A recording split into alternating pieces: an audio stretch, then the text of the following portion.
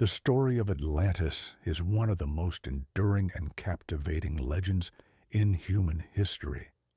Described as a highly advanced and powerful civilization, Atlantis is said to have existed more than 11,000 years ago, before vanishing mysteriously beneath the ocean. Over the centuries, the myths of Atlantis has captured the imaginations of historians, archaeologists, writers, and dreamers alike. The question that continues to intrigue scholars and enthusiasts is, was Atlantis a real place or merely a mythological creation? The first mention of Atlantis comes from the works of the ancient Greek philosopher Plato, who wrote about the city in his dialogues Timaeus and Critias around 360 BCE.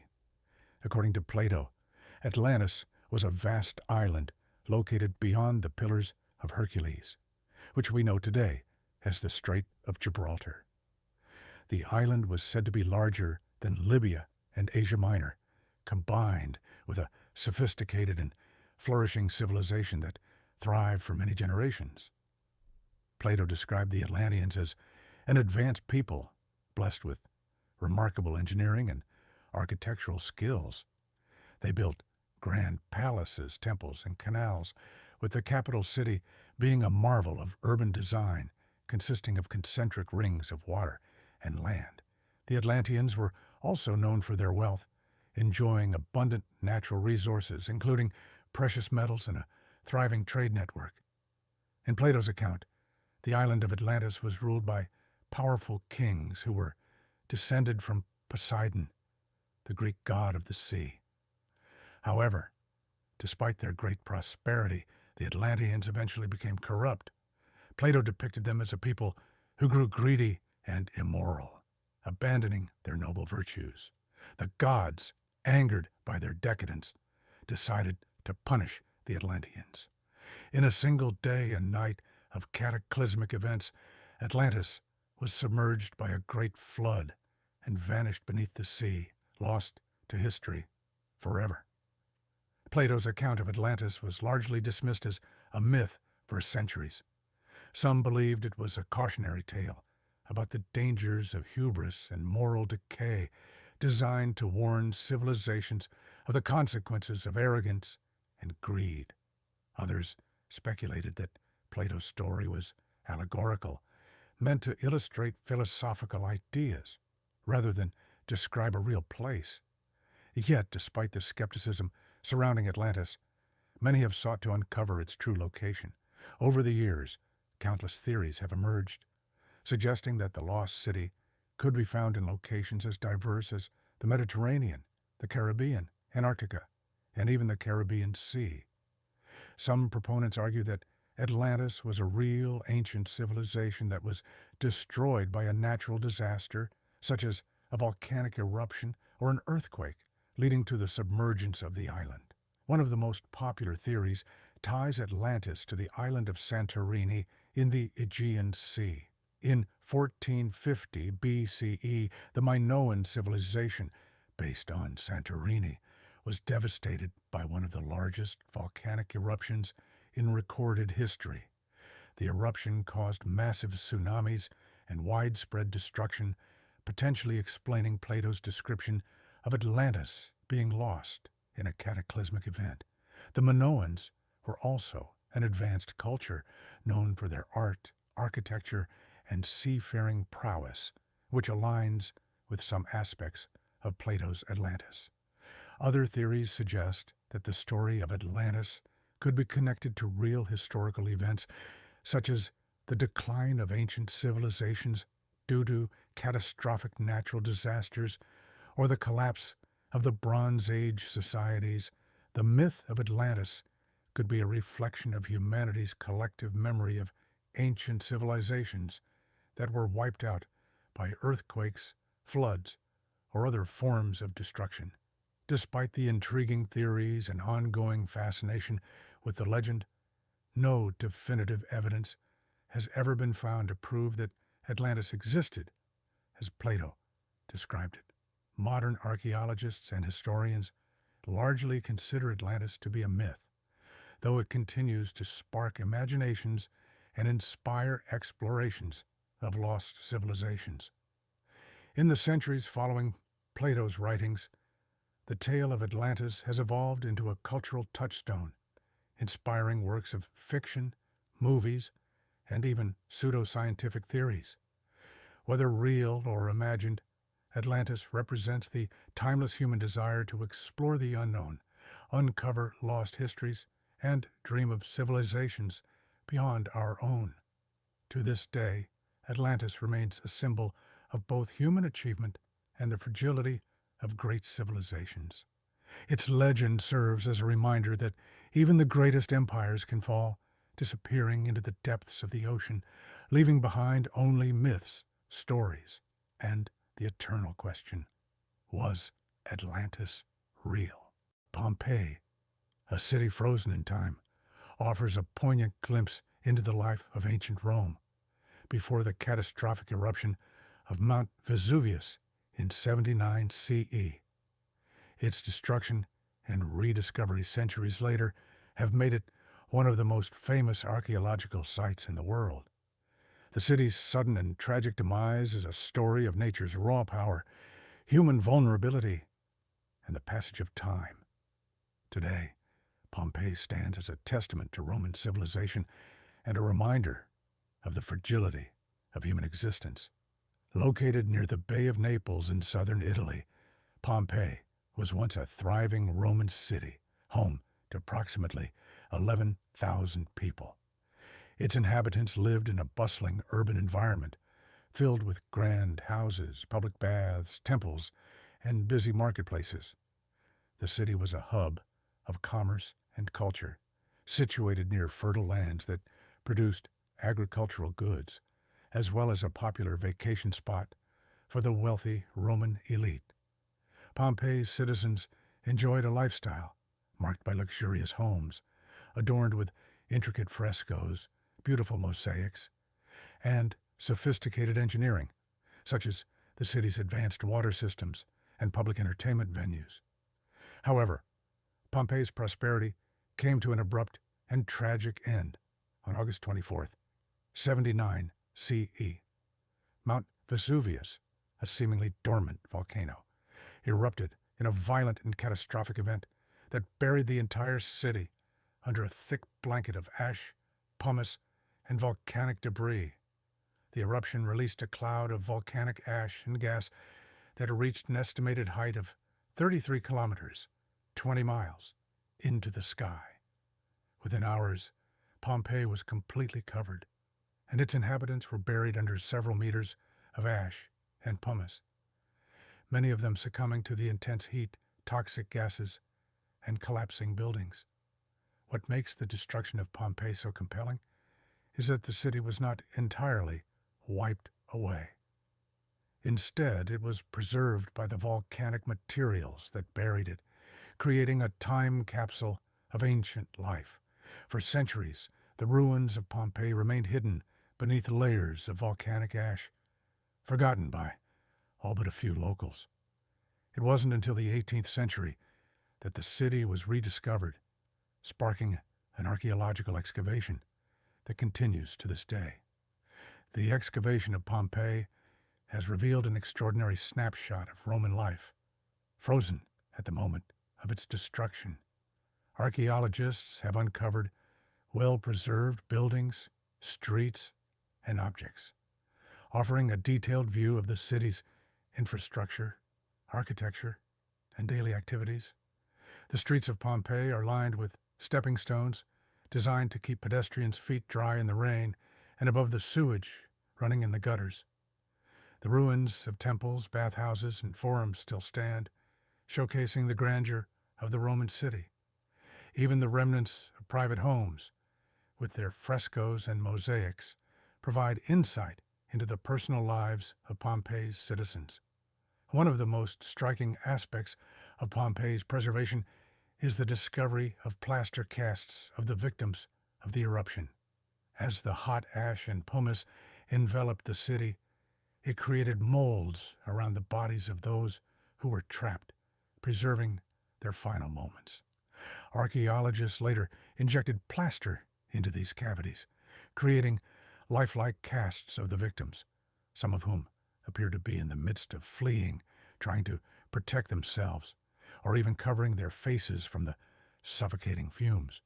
These casts have become an enduring symbol of the city's tragic fate, evoking a deep sense of loss and human vulnerability.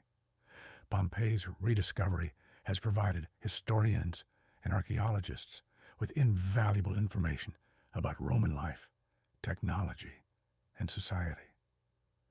The preserved frescoes, sculptures, and inscriptions offer insights into the religious practices, political structures, and daily routines of the Romans.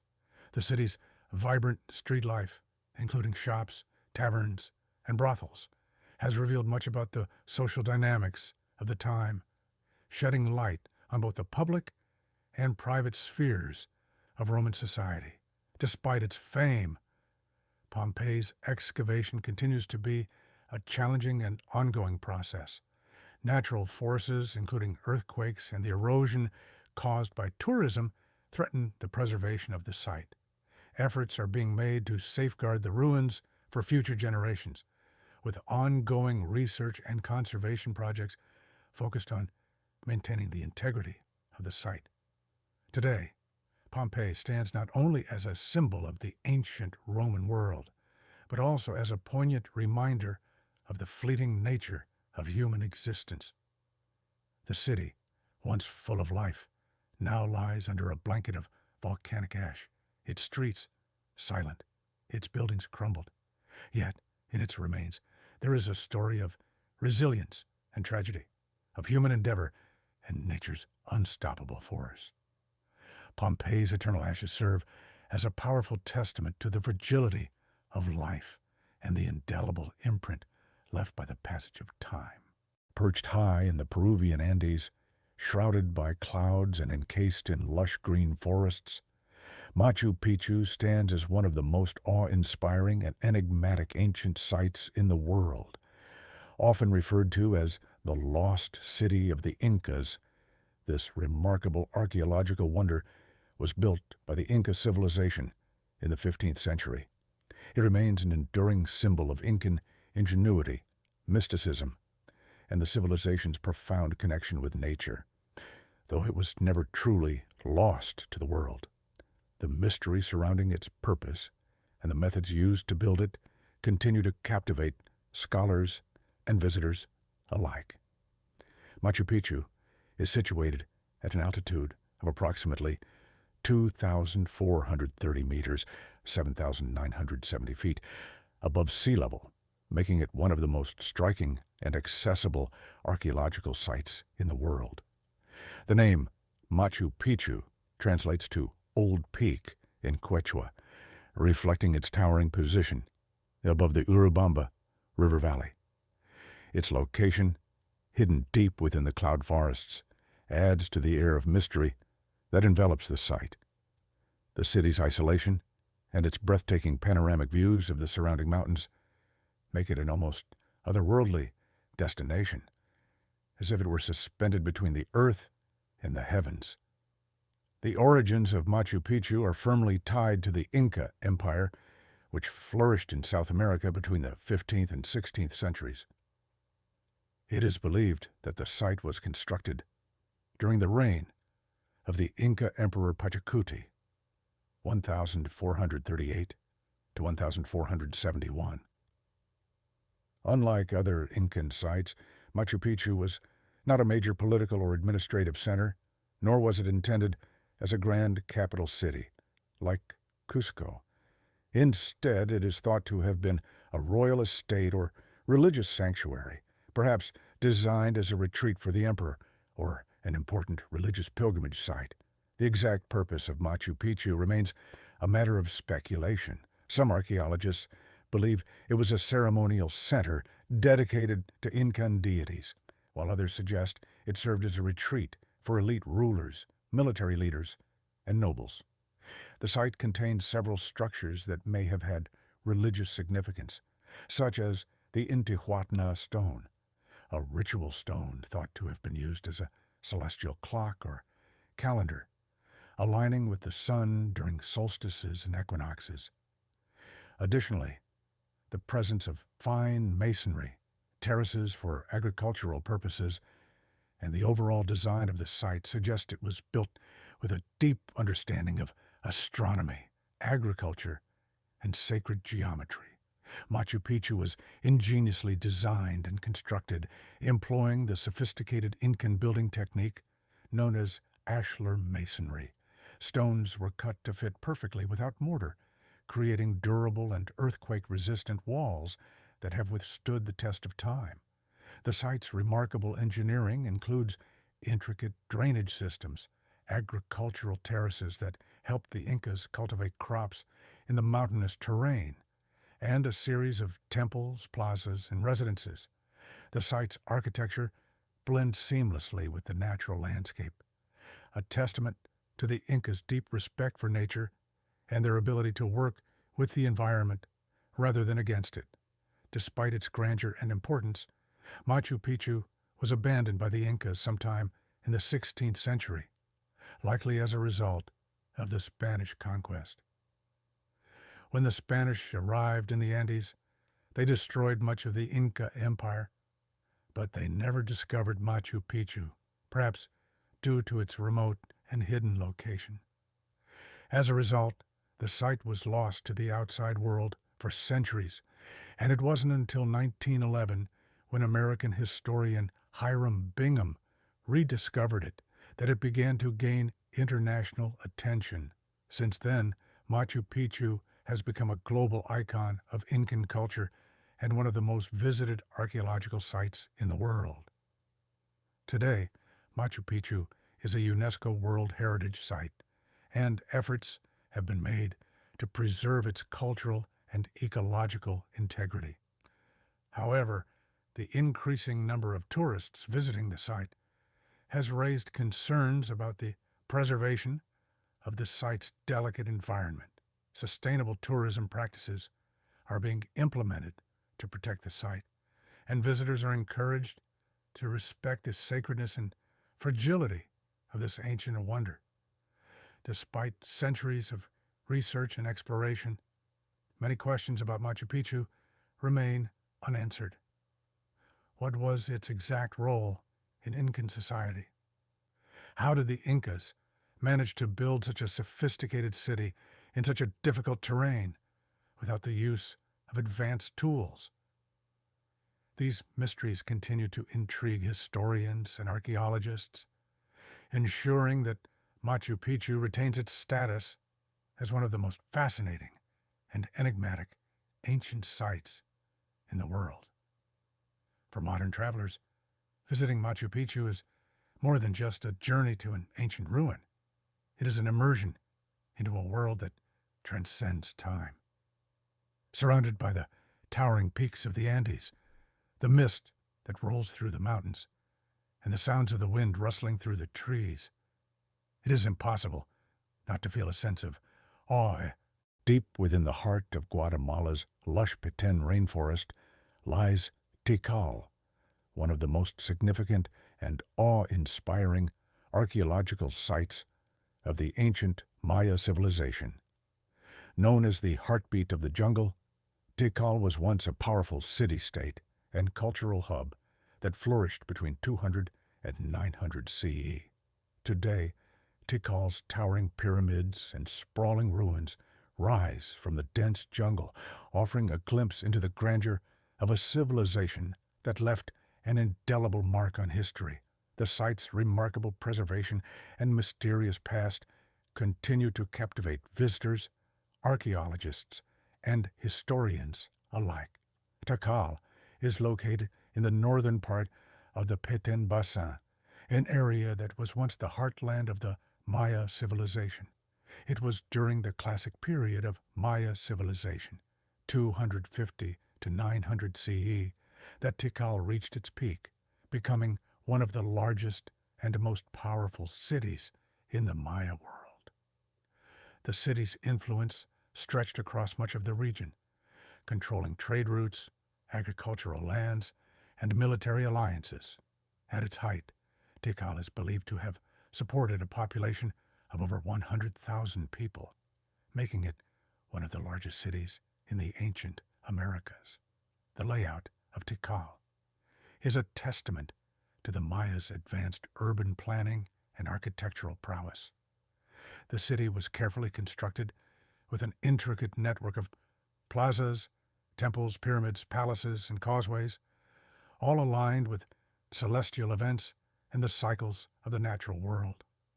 The central area of Tikal contains some of the most iconic and awe-inspiring structures, including the Great Plaza, surrounded by towering temples and impressive platforms. The architecture of Tikal, especially the towering pyramids, demonstrates the Mayas' deep understanding of mathematics, astronomy, and engineering. One of the most notable structures in Tikal is Temple 4, the highest structure at the site, which reaches a height of 70 meters, 230 feet. This pyramid is a marvel of engineering, with a steep staircase leading to a temple at the summit. Visitors climbing the pyramid are rewarded with a stunning panoramic view of the surrounding jungle, where the city's other temples and structures emerge from the canopy like ancient sentinels watching over the landscape. The sheer scale of Tikal's temples is both humbling and awe-inspiring, symbolizing the Maya rulers' connection to the divine and their claim over the natural world. The Maya were deeply spiritual, and Tikal was no exception. The city was home to numerous temples and ceremonial sites dedicated to Maya gods, with the most important being the Temple of the Great Jaguar, Temple 1 and Temple 2. These temples were built to honor the gods and were the sites of important rituals, including royal burials, sacrifices, and celestial ceremonies. The Maya believed that the kings of Tikal were divinely chosen, and their power was intertwined with the gods and the cosmos. At its peak, Tikal was a vibrant center of culture, politics, and religion.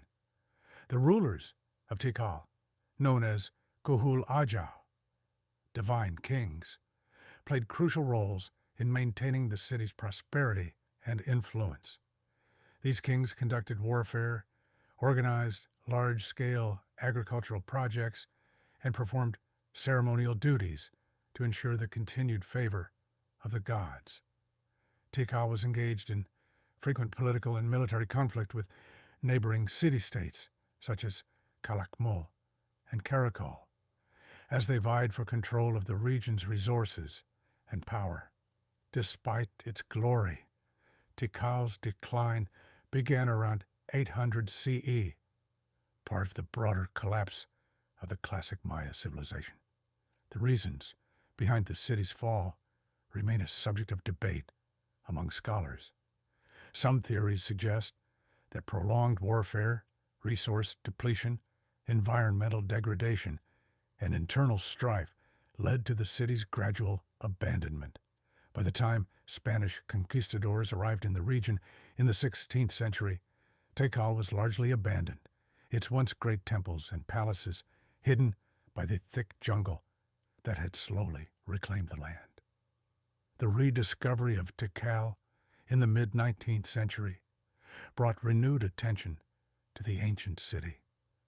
American explorer and archaeologist John Lloyd Stephens, along with artist Frederick Catherwood, were among the first to document the ruins of Tikal in the 1840s. Their accounts, along with those of later explorers, brought Tikal to the attention of the Western world, though it remained largely isolated until the late 20th century, when extensive excavation and restoration efforts began. Today, Tikal is a UNESCO World Heritage Site and one of the most popular tourist destinations in Central America. The site continues to reveal new secrets through ongoing archaeological research. Excavations have uncovered elaborate stelae, stone monuments, inscribed with hieroglyphic texts, revealing the names of rulers, military victories, and important events in the history of Tikal. The stelae and other artifacts offer valuable insights into Maya history, politics, and culture. Visiting Tikal is a powerful experience that transports visitors back in time. The ruins, surrounded by the dense jungle, exude an air of mystery and wonder. As you walk through the Great Plaza or climb the towering steps of Temple 4, it's easy to imagine the bustling city that once thrived here, its people engaged in daily life, rituals, and politics. The sounds of wildlife echo through the jungle, and the sight of ancient pyramids rising above the canopy offers a haunting reminder of the Maya civilization's enduring legacy. Tikal's legacy is not only in its stunning architecture and its role in the history of the Maya civilization, but also in its continuing significance as a symbol of the ingenuity and resilience of a people who lived in harmony with their environment. The heartbeat of the jungle is a powerful reminder of the complexity and vibrancy of the ancient Maya world and their lasting influence on the cultural and historical fabric of the Americas. Carved into the rose-hued cliffs of southern Jordan, Petra stands as one of the world's most captivating and enigmatic archaeological sites.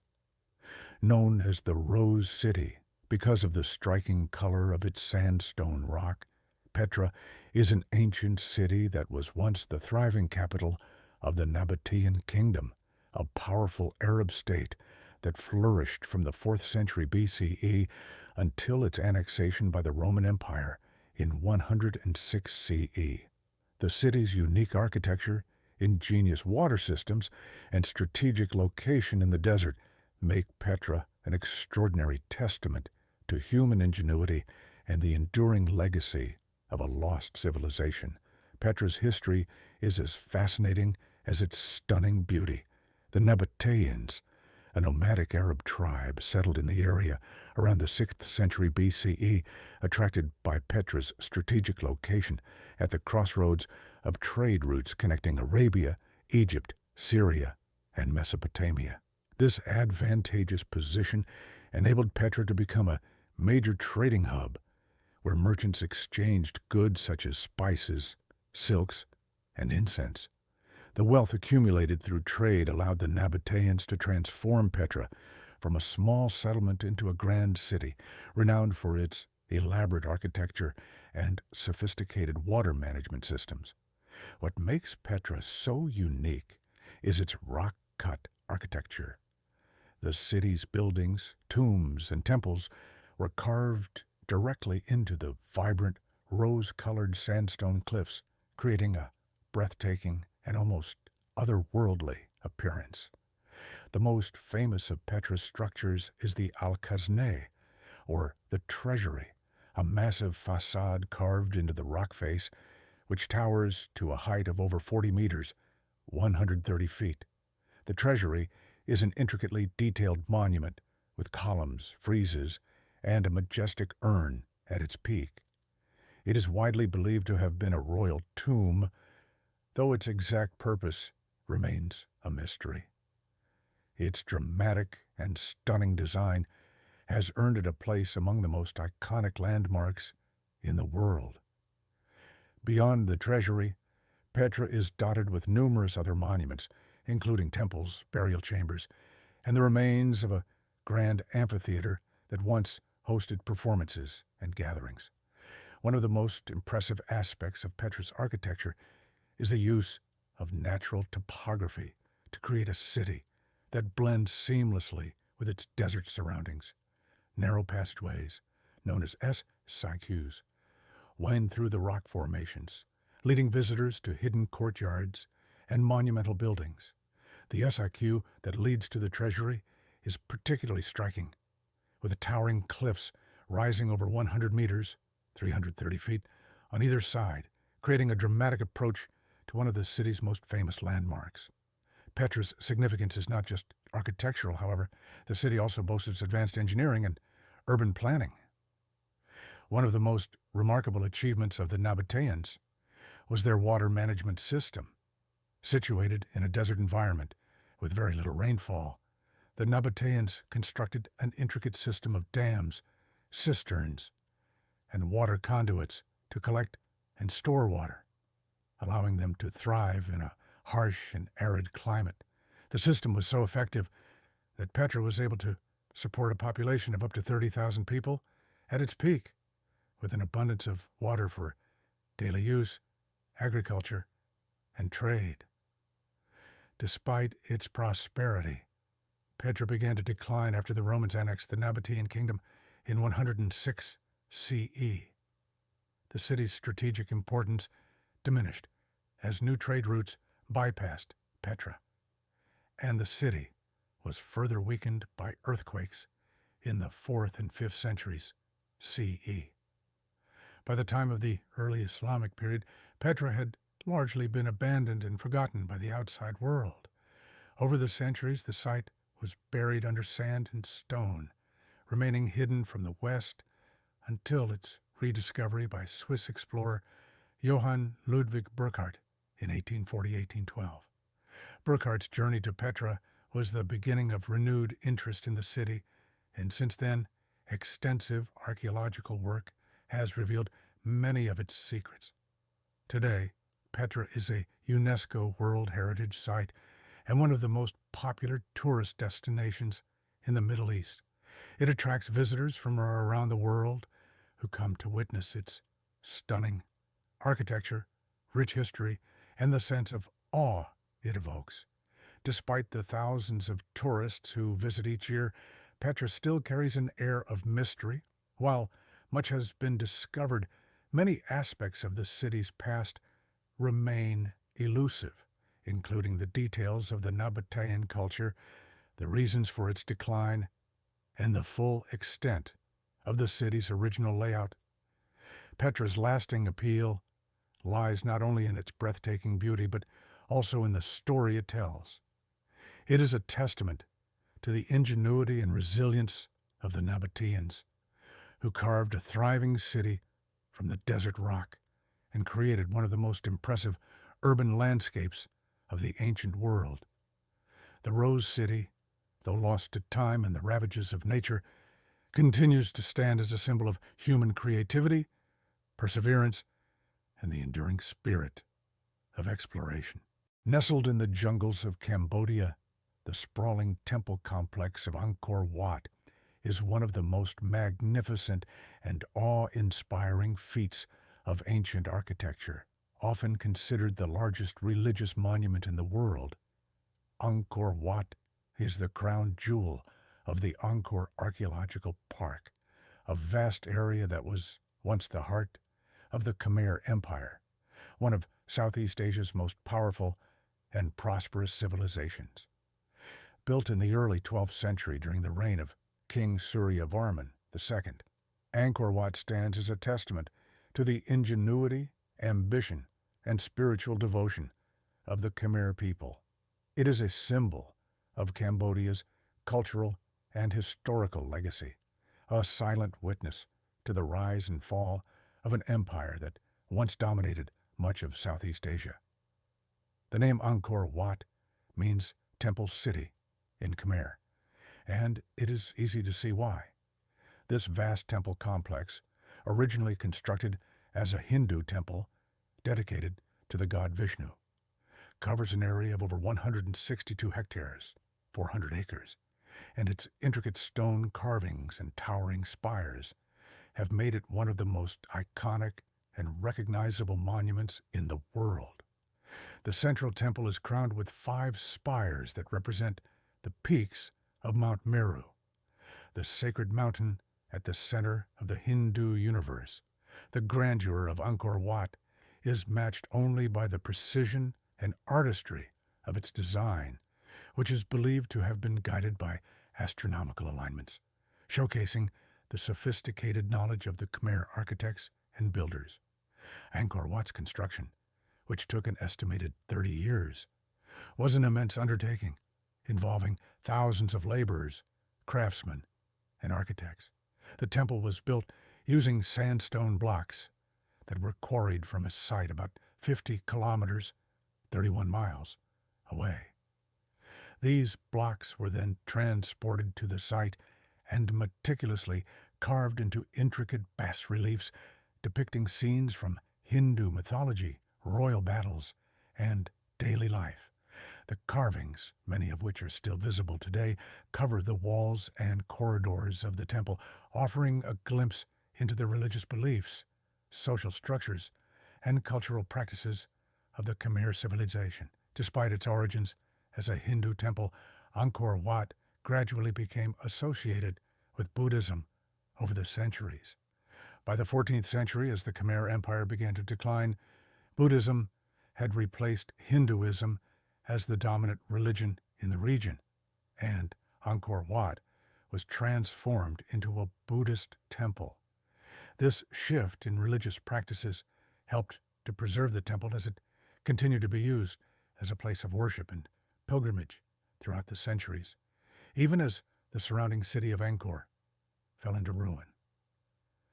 The history of Angkor Wat is inextricably linked to the rise and fall of the Khmer Empire. The empire, which reached its peak in the 12th century under King Suryavarman II, controlled much of Southeast Asia, including present-day Cambodia, Thailand, Laos, and Vietnam. Angkor, the capital city, was a hub of political, religious, and cultural life, and Angkor Wat was the largest and most important temple in the city. It served not only as a religious center, but also as a symbol of the king's power and divine right to rule. However, by the 15th century, the Khmer Empire began to decline, weakened by internal strife, invasions from neighboring kingdoms, and the shifting of trade routes. Angkor, once a thriving metropolis with a population of up to 1 million people, was eventually abandoned. The temple complex of Angkor Wat, however, remained largely intact and continued to serve as a place of worship, though it fell into relative obscurity for centuries as the surrounding city was overtaken by the jungle.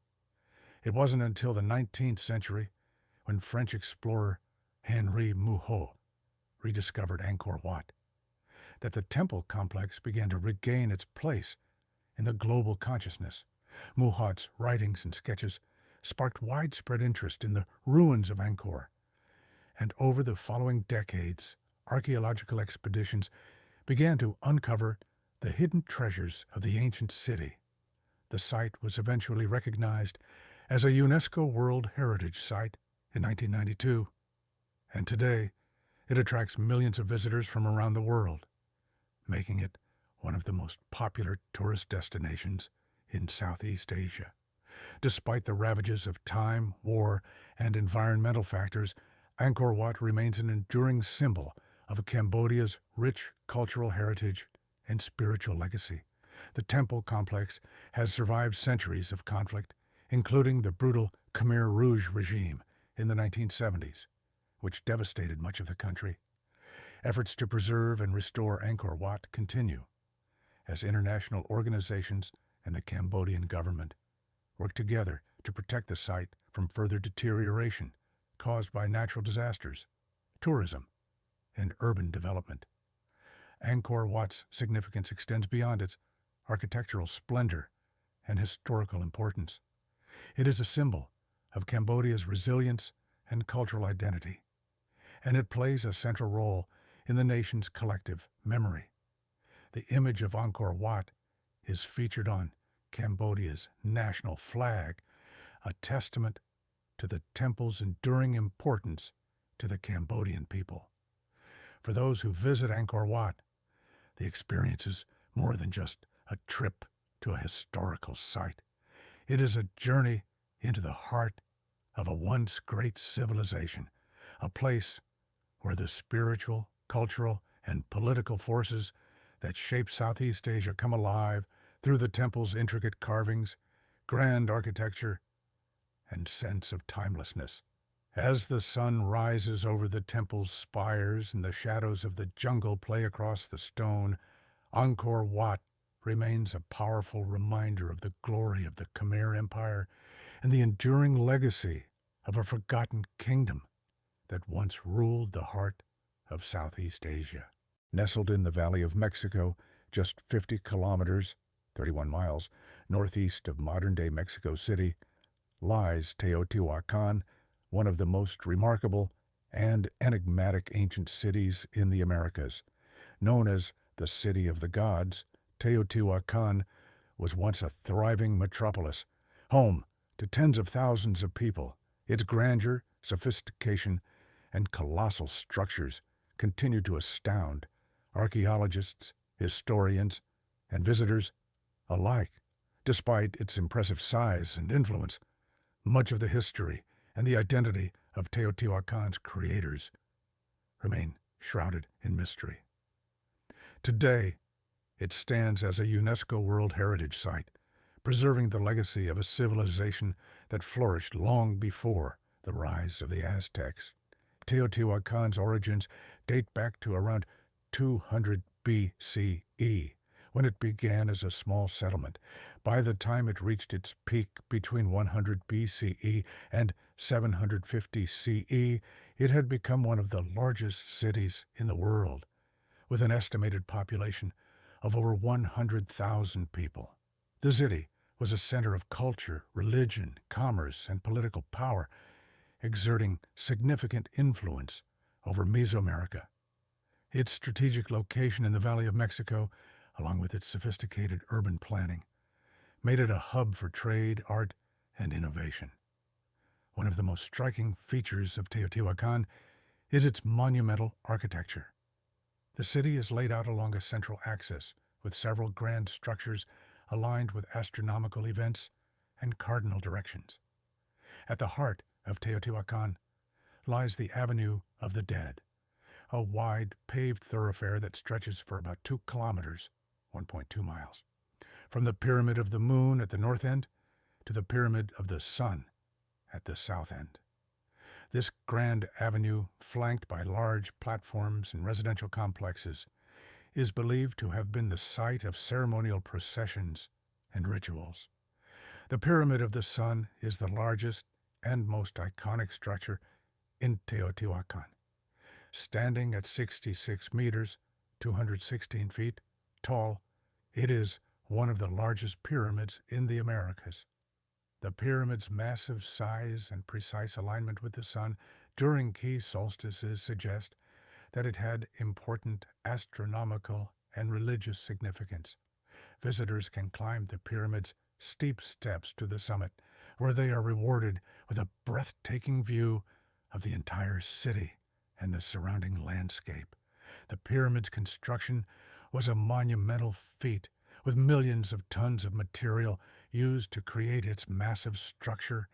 It remains one of the most impressive examples of pre-Columbian architecture in the world. At the northern end of the Avenue of the Dead lies the Pyramid of the Moon, which is slightly smaller than the Pyramid of the Sun, but equally important. The pyramid is believed to have been dedicated to the goddess of the moon, and it played a central role in the city's religious and ceremonial life. It is surrounded by a number of smaller temples and platforms, which may have been used for rituals, sacrifices, and offerings to the gods. One of the most fascinating aspects of Teotihuacan is the mystery surrounding its inhabitants. The identity of the people who built the city remains unknown, as there are no clear records or inscriptions left behind to indicate their ethnicity, language, or origin. Scholars have debated whether Teotihuacan was inhabited by a single group of people or by various cultures that came together to form a powerful city-state.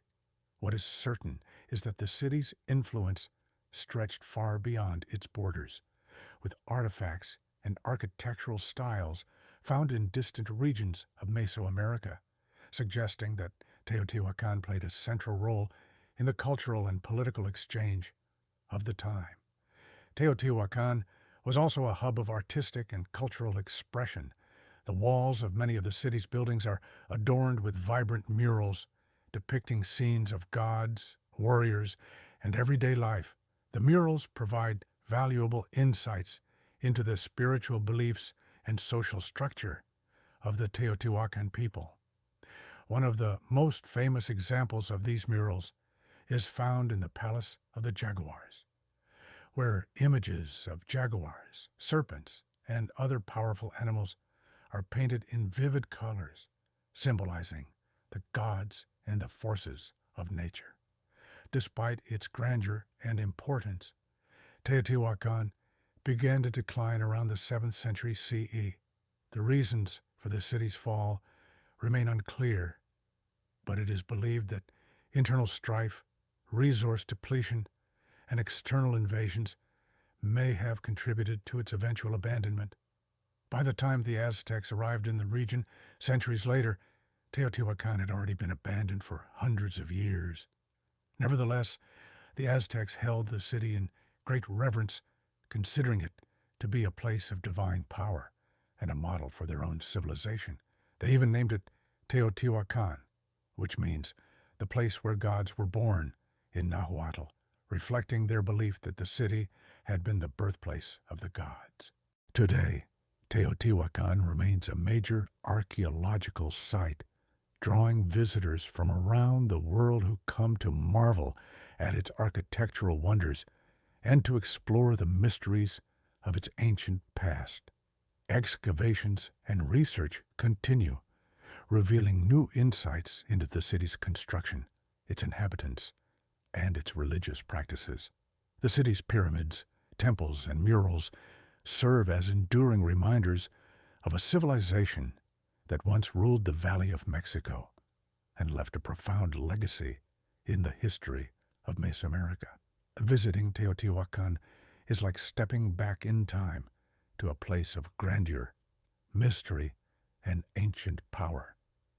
As the sun sets over the pyramids, casting long shadows across the Avenue of the Dead, it is easy to imagine the city in its prime, alive with bustling marketplaces, religious ceremonies, and the hum of a vibrant, powerful civilization.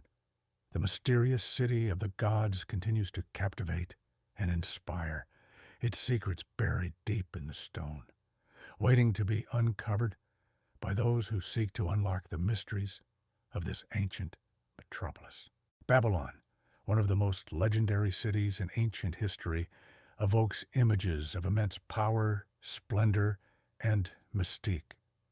Situated along the banks of the Euphrates River in modern-day Iraq, Babylon was once the epicenter of the Babylonian Empire, a civilization that shaped the course of human history. It was here that some of the greatest architectural feats of the ancient world were realized, and where myth, history, and art converged to create a city that stood as a beacon of culture, science, and divine favor. Today, however, Babylon is a shadow of its former self, reduced to ruins and largely hidden beneath the sands of time. Yet its legacy continues to captivate the imagination of people around the world. Babylon's history stretches back over 4,000 years, with its founding likely dating to the early 3rd millennium BCE. However, it was during the reign of King Hammurabi in the 18th century BCE that the city reached its height of power.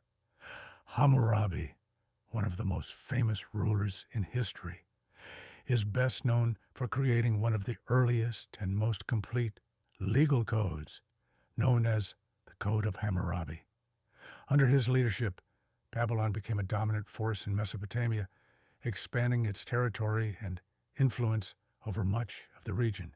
The city became a cultural and intellectual hub, attracting scholars, artists, and craftsmen, and its rulers proudly declared Babylon to be the gateway to the gods. Nebuchadnezzar II, one of Babylon's most renowned rulers, also left his mark on the city with the construction of the legendary Hanging Gardens of Babylon, one of the 7 wonders of the ancient world.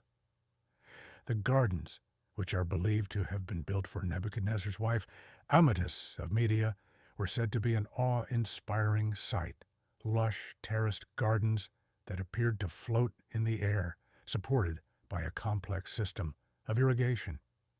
While there is no definitive archaeological evidence proving the existence of the gardens. Ancient texts describe them as a breathtaking marvel, and their image has endured as a symbol of Babylon's grandeur and innovation. Another remarkable feature of ancient Babylon was its ziggurat, a massive step pyramid dedicated to the god Marduk. The ziggurat, known as Itamananki, was believed to be the inspiration for the biblical Tower of Babel. The structure was a monumental feat of engineering, towering above the city and reaching a height of over 90 meters, 295 feet. Though only remnants of the ziggurat remain today, the sheer scale and ambition of the structure serve as a testament to the religious fervor and architectural prowess of the Babylonians. Despite its immense cultural and architectural achievements, Babylon's fate was ultimately one of decline. In 539 BCE, the city fell to the Persian king Cyrus the Great, who conquered the Babylonian Empire and effectively ended its rule. Although Babylon continued to exist as a provincial city under Persian and later Greek control, it was no longer the dominant power it once had been. Over the centuries, the city's importance waned, and the rise of new empires in the region, coupled with natural disasters and neglect, led to its gradual abandonment. By the time of the Islamic conquests in the 7th century CE, Babylon had already been reduced to ruins. Today, the site of ancient Babylon lies buried beneath the sands of southern Iraq, near the modern city of Hilla. Archaeological excavations have revealed the remains of many of its once great structures, including the ruins of the Ishtar Gate, parts of the ziggurat, and remnants of the city walls. The site has been designated a UNESCO World Heritage Site, and efforts are ongoing to preserve and protect it from further damage. However, the city faces numerous challenges, including the impact of modern warfare and political instability in the region, which have made large-scale excavation and preservation efforts difficult. The ruins of Babylon, while awe-inspiring, also serve as a reminder of the fragility of empires and civilizations. Once a thriving metropolis at the heart of the ancient world, Babylon now exists only in the collective memory of humanity, its grandeur fading with time. Yet its influence continues to resonate through history, inspiring countless myths, legends, and works of art. The city's contributions to law, architecture, astronomy, and culture have had a lasting impact on the civilizations that followed, including the Greeks, Romans, and Arabs. In many ways, Babylon represents the ideas of a lost city, its once mighty walls now crumbling, its gardens no longer in bloom, and its towering ziggurat reduced to rubble. Yet the legacy of Babylon lives on, not only in the remnants of its architecture and the stories passed down through the ages, but also in the enduring fascination it holds for modern scholars and visitors. The ancient wonder lost in the sands of time may no longer be the thriving metropolis it once was, but it remains an enduring symbol of human achievement, creativity, and ambition, reminding us of the heights to which civilizations can rise and the inevitable fall that time and nature can bring. The legend of El Dorado, the fabled city of gold, has captivated the imagination of explorers, adventurers, and treasure hunters for centuries. El Dorado is one of the most enduring myths of the Americas, a tale that weaves together themes of wealth, power, and the pursuit of elusive riches. The story of this golden city, which is said to have been hidden somewhere in the dense jungles of South America, has fueled countless expeditions and quests throughout history, yet the city itself has never been found. Its myth, born from a mix of indigenous traditions and the fervent desires of European explorers, continues to intrigue and mystify. The origins of the El Dorado myth are closely tied to the early Spanish exploration of the Americas. In the 16th century, when European conquerors first arrived on the continent, they encountered various indigenous cultures with rich traditions, myths, and customs. One of the most influential sources of the El Dorado story came from the Muisca people of present-day Colombia. According to Muisca legend, their rulers would perform a ritual in which the newly crowned king would cover his body in gold dust and then dive into Lake Guatavita, a sacred body of water. This ceremonial act, combined with the discovery of gold artifacts in the region, led the Spanish to believe that there was a vast hidden city made entirely of gold. As the myth spread, El Dorado became a symbol of an unattainable paradise, a city where riches beyond imagination were waiting to be discovered. The Spanish, driven by greed and a desire to expand their empire, began searching for this golden city, which they believed lay somewhere deep in the interior of the South American continent. One of the earliest expeditions was led by the conquistador Gonzalo Pizarro in the 1530s, who ventured into the Andes in search of wealth and glory. Although Pizarro and others came across gold, they never found the fabled city of El Dorado, and many of these expeditions ended in failure or tragedy. The myth of El Dorado was further popularized by the writings of explorers such as Sir Walter Raleigh, an Englishman who conducted several expeditions to South America in the late 16th century. Raleigh's accounts of his search for El Dorado helped cement the idea of a golden city hidden in the Amazon rainforest or the Andes Mountains. His tales of untold riches and lost civilizations ignited the imaginations of people across Europe and encouraged a series of expeditions in search of the legendary city. Despite numerous attempts, no one ever found El Dorado. By the late 17th century, it became clear that the Golden City was more a myth than reality. Scholars and historians began to question whether El Dorado was a tangible place at all, or whether it had simply been a metaphor for the greed and ambition of the Spanish conquistadors. Some even suggested that El Dorado was not a city, but rather a symbol of wealth or a mythic ideal. The myth persisted, however, and continued to evolve over the centuries. The search for El Dorado, while ultimately unsuccessful, had a lasting impact on the exploration and mapping of South America. The quests for the Golden City led to the discovery of important geographical features, such as the headwaters of the Amazon River and the highlands of the Andes. While these expeditions did not find gold in the quantities they had hoped for, they opened up new trade routes, expanded knowledge of the continent's terrain, and brought European awareness to the complex civilizations of the indigenous peoples. In modern times, El Dorado has taken on a different meaning, as the idea of the city of gold has been adopted in literature, film, and pop culture. It represents not just a literal quest for treasure borer, but the broader themes of human greed, ambition, and the consequences of the pursuit of wealth. The myth has become a metaphor for unattainable goals, representing the idea that sometimes the journey itself, filled with hardship, sacrifice, and disappointment, can be just as important as the goal. The search for El Dorado has also sparked renewed interest in the lost cities and civilizations of the Americas. Archaeologists and explorers continue to uncover evidence of ancient cultures that flourished long before the arrival of Europeans, including the Inca Empire, the Maya, and the Aztecs.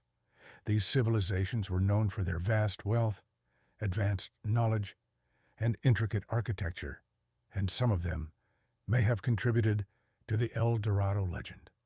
For example, the Inca Empire, with its sophisticated engineering and abundant gold, might have fueled the idea of a golden city hidden in the mountains.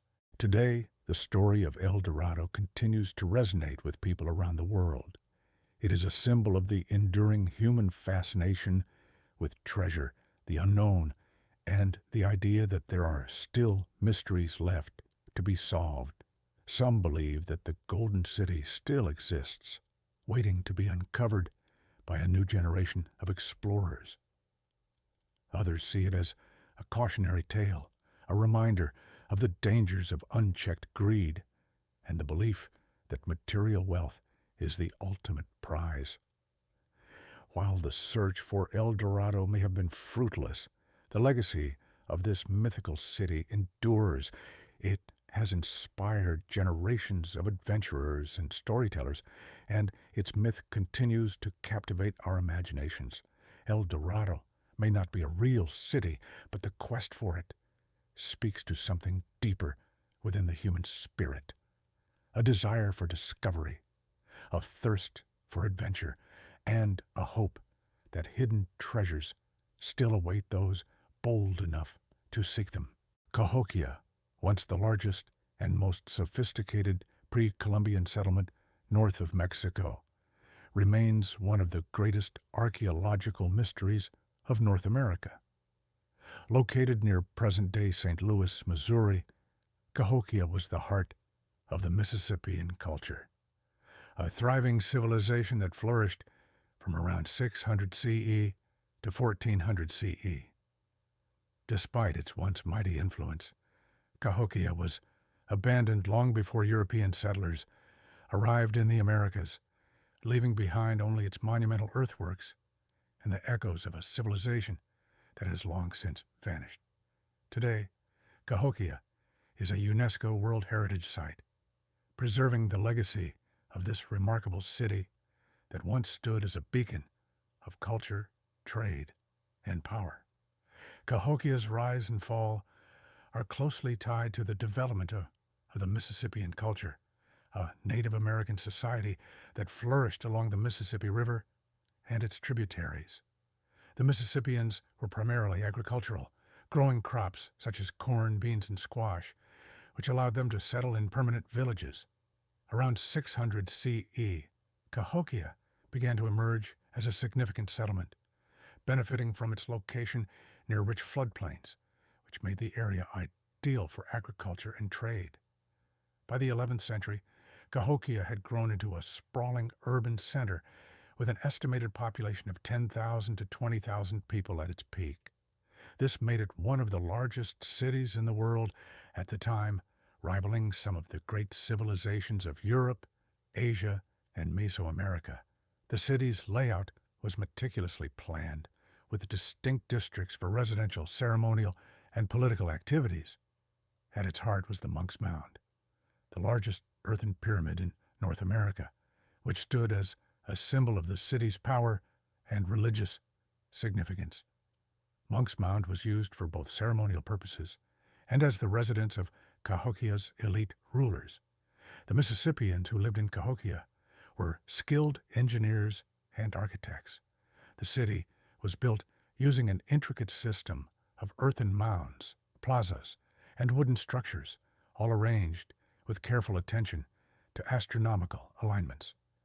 Some of these mounds were used as burial sites for the elite, while others served as platforms for temples, homes, or council buildings.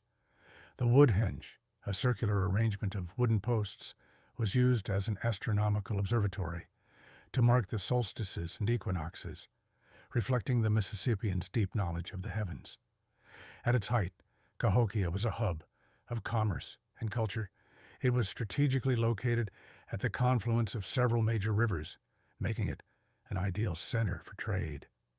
The city's residents traded goods such as pottery, copper, shell, and turquoise, which were highly valued throughout the Mississippian world. Cahokia's influence spread far beyond its borders, with artifacts found as far away as the Great Lakes, the Gulf of Mexico, and the southeastern United States. This vast trade network helped cement Cahokia's role as a powerful cultural and economic center.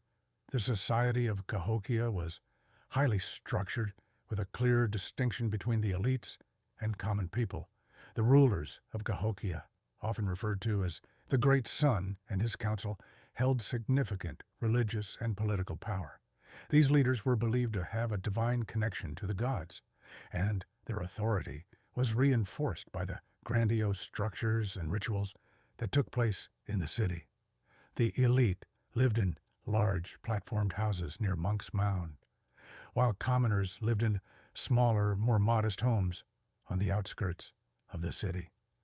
Despite its success, the story of Cahokia is one of mystery and decline. By the late 13th century, the city began to experience significant social, political, and environmental challenges.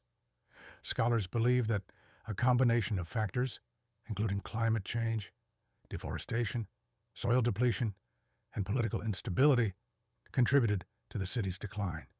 The once thriving metropolis saw a drop in population, and by the early 14th century, Cahokia had been largely abandoned.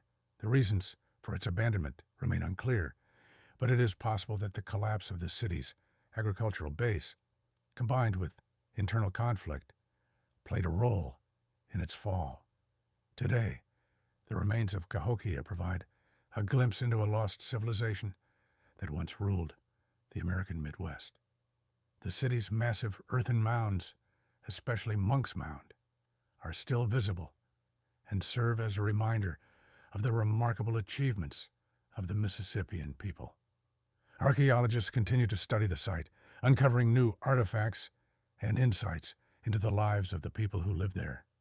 Excavations have revealed an array of pottery, tools, and ceremonial items, shedding light on the daily lives, beliefs, and social structure of the Cahokians. One of the most fascinating aspects of Cahokia is the mystery surrounding its sudden decline. While many ancient civilizations experienced gradual declines, Cahokia's collapse was relatively rapid.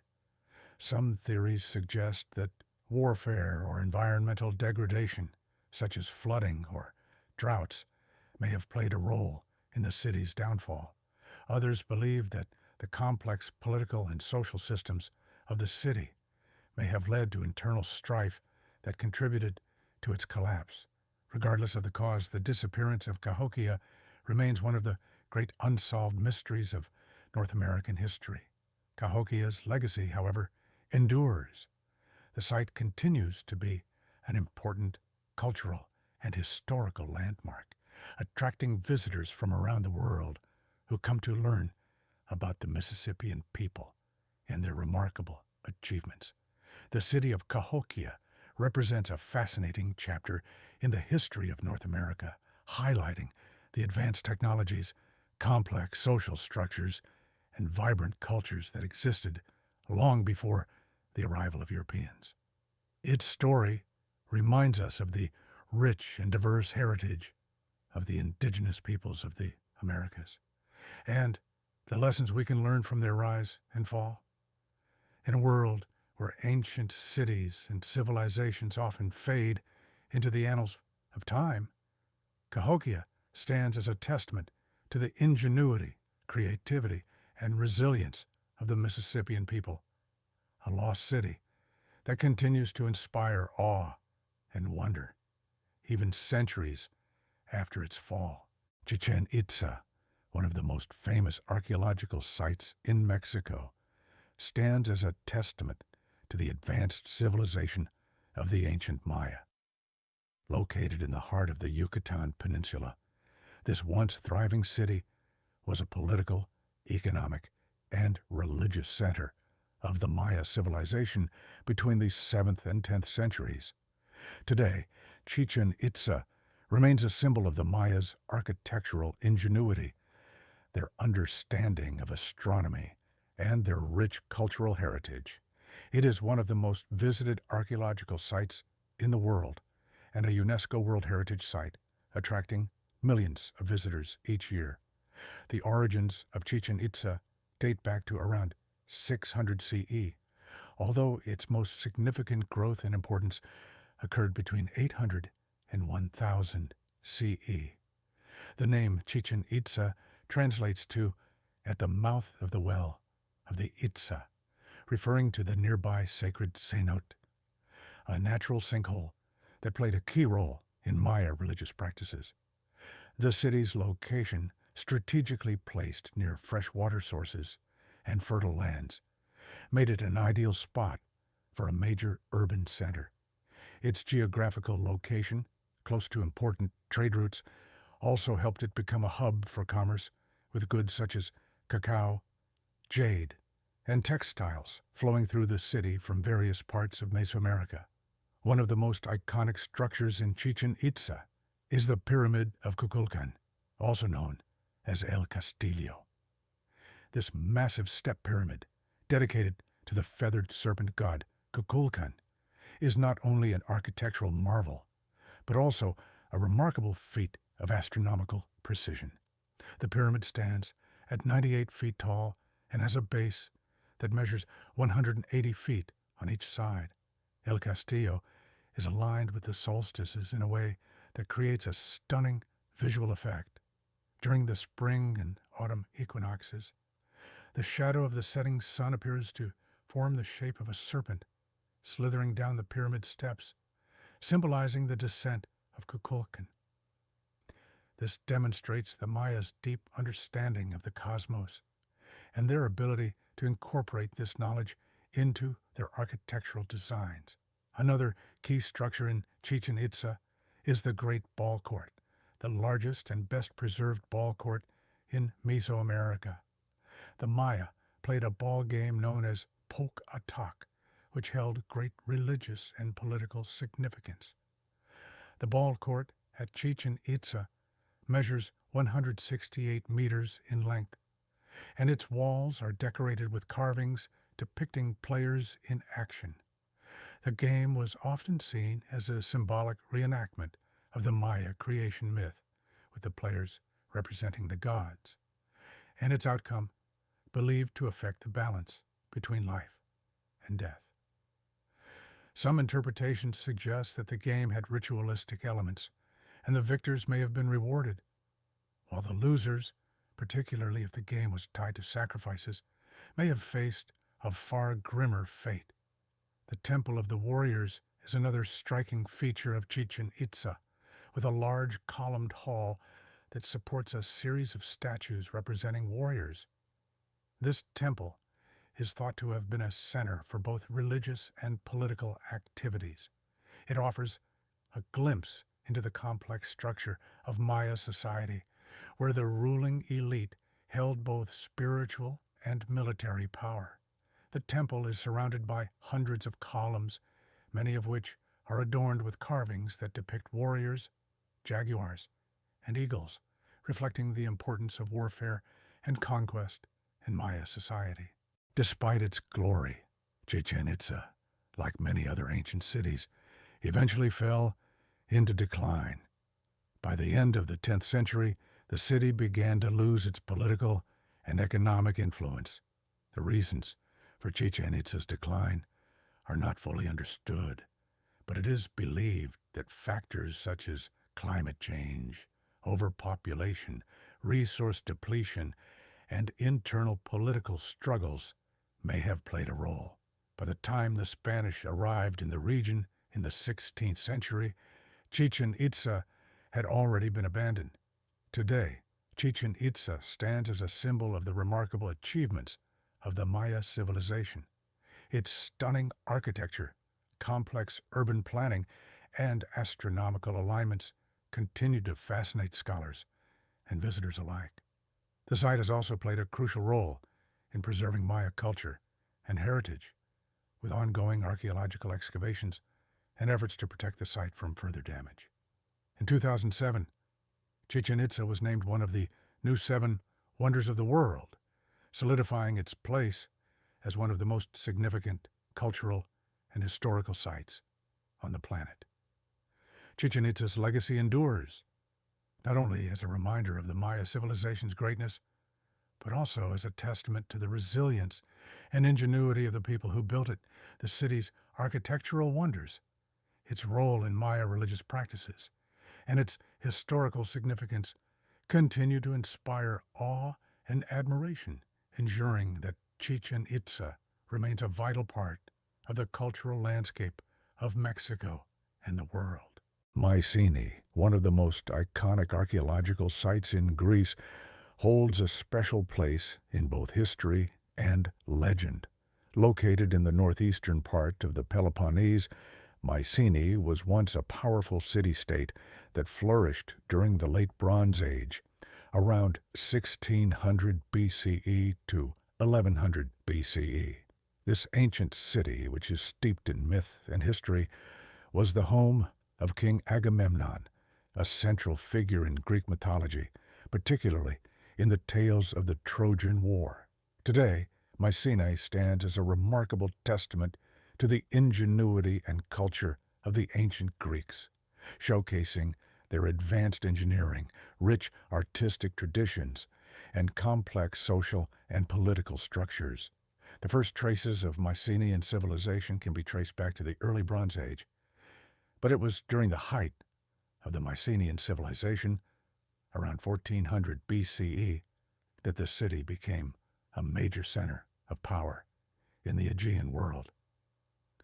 It rose to prominence as the capital of the Mycenaean kingdom, which spanned much of the southern Greek mainland and had influence over surrounding islands and regions. Mycenae's strategic location on a fortified hilltop provided the city with both defense and dominance over the surrounding plain, ensuring its status as a powerful city-state. The city of Mycenae was a marvel of its time, both in terms of its architectural complexity and its cultural sophistication. The most iconic feature of the city is its imposing Lion Gate, the monumental entrance to the citadel, which was constructed around 1250 BCE. The Lion Gate, named after the two lion statues carved into the stone above the entrance, is a masterpiece of Mycenaean art and engineering. The massive stones used in its construction, known as Cyclopean masonry, were so large that ancient Greeks believed only the mythical Cyclopes, giant one-eyed creatures, could have moved and placed them. The Lion Gate serves as a symbolic entryway into the heart of the Mycenaean civilization, which was built on the foundations of advanced architecture, military power, and rich cultural traditions. Inside the citadel, a network of palaces, administrative buildings, and tombs awaited discovery. One of the most significant structures within Mycenae is the Palace of Agamemnon, which was likely the residence of the legendary king himself. The palace was a grand building that featured a large central courtyard, living quarters, a throne room, and various storage and service areas. The palaces of Mycenae were not only royal residences, but also centers for governance and administration, where the king and his officials would have conducted political and economic affairs. Mycenae's wealth was derived in part from its extensive trade networks, which stretched across the Aegean Sea and beyond. The Mycenaeans traded goods such as pottery, textiles, olive oil, and wine with neighboring civilizations in the Mediterranean, including the Minoans on Crete, the Hittites in Anatolia, and the Egyptians. The city's wealth is evident in the discovery of luxurious items, such as finely crafted gold jewelry, weapons, and frescoes, which provide insight into the artistic and cultural achievements of the Mycenaeans. One of the most famous discoveries at Mycenae is the Mask of Agamemnon, a funerary mask made of gold that was found in the shaft graves of the royal cemetery at Mycenae.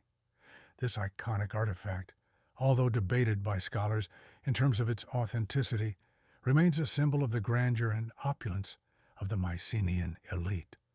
The Mycenaean civilization was deeply intertwined with Greek mythology, and Mycenae, as the legendary home of Agamemnon, played a central role in many of the epic tales of the ancient Greeks.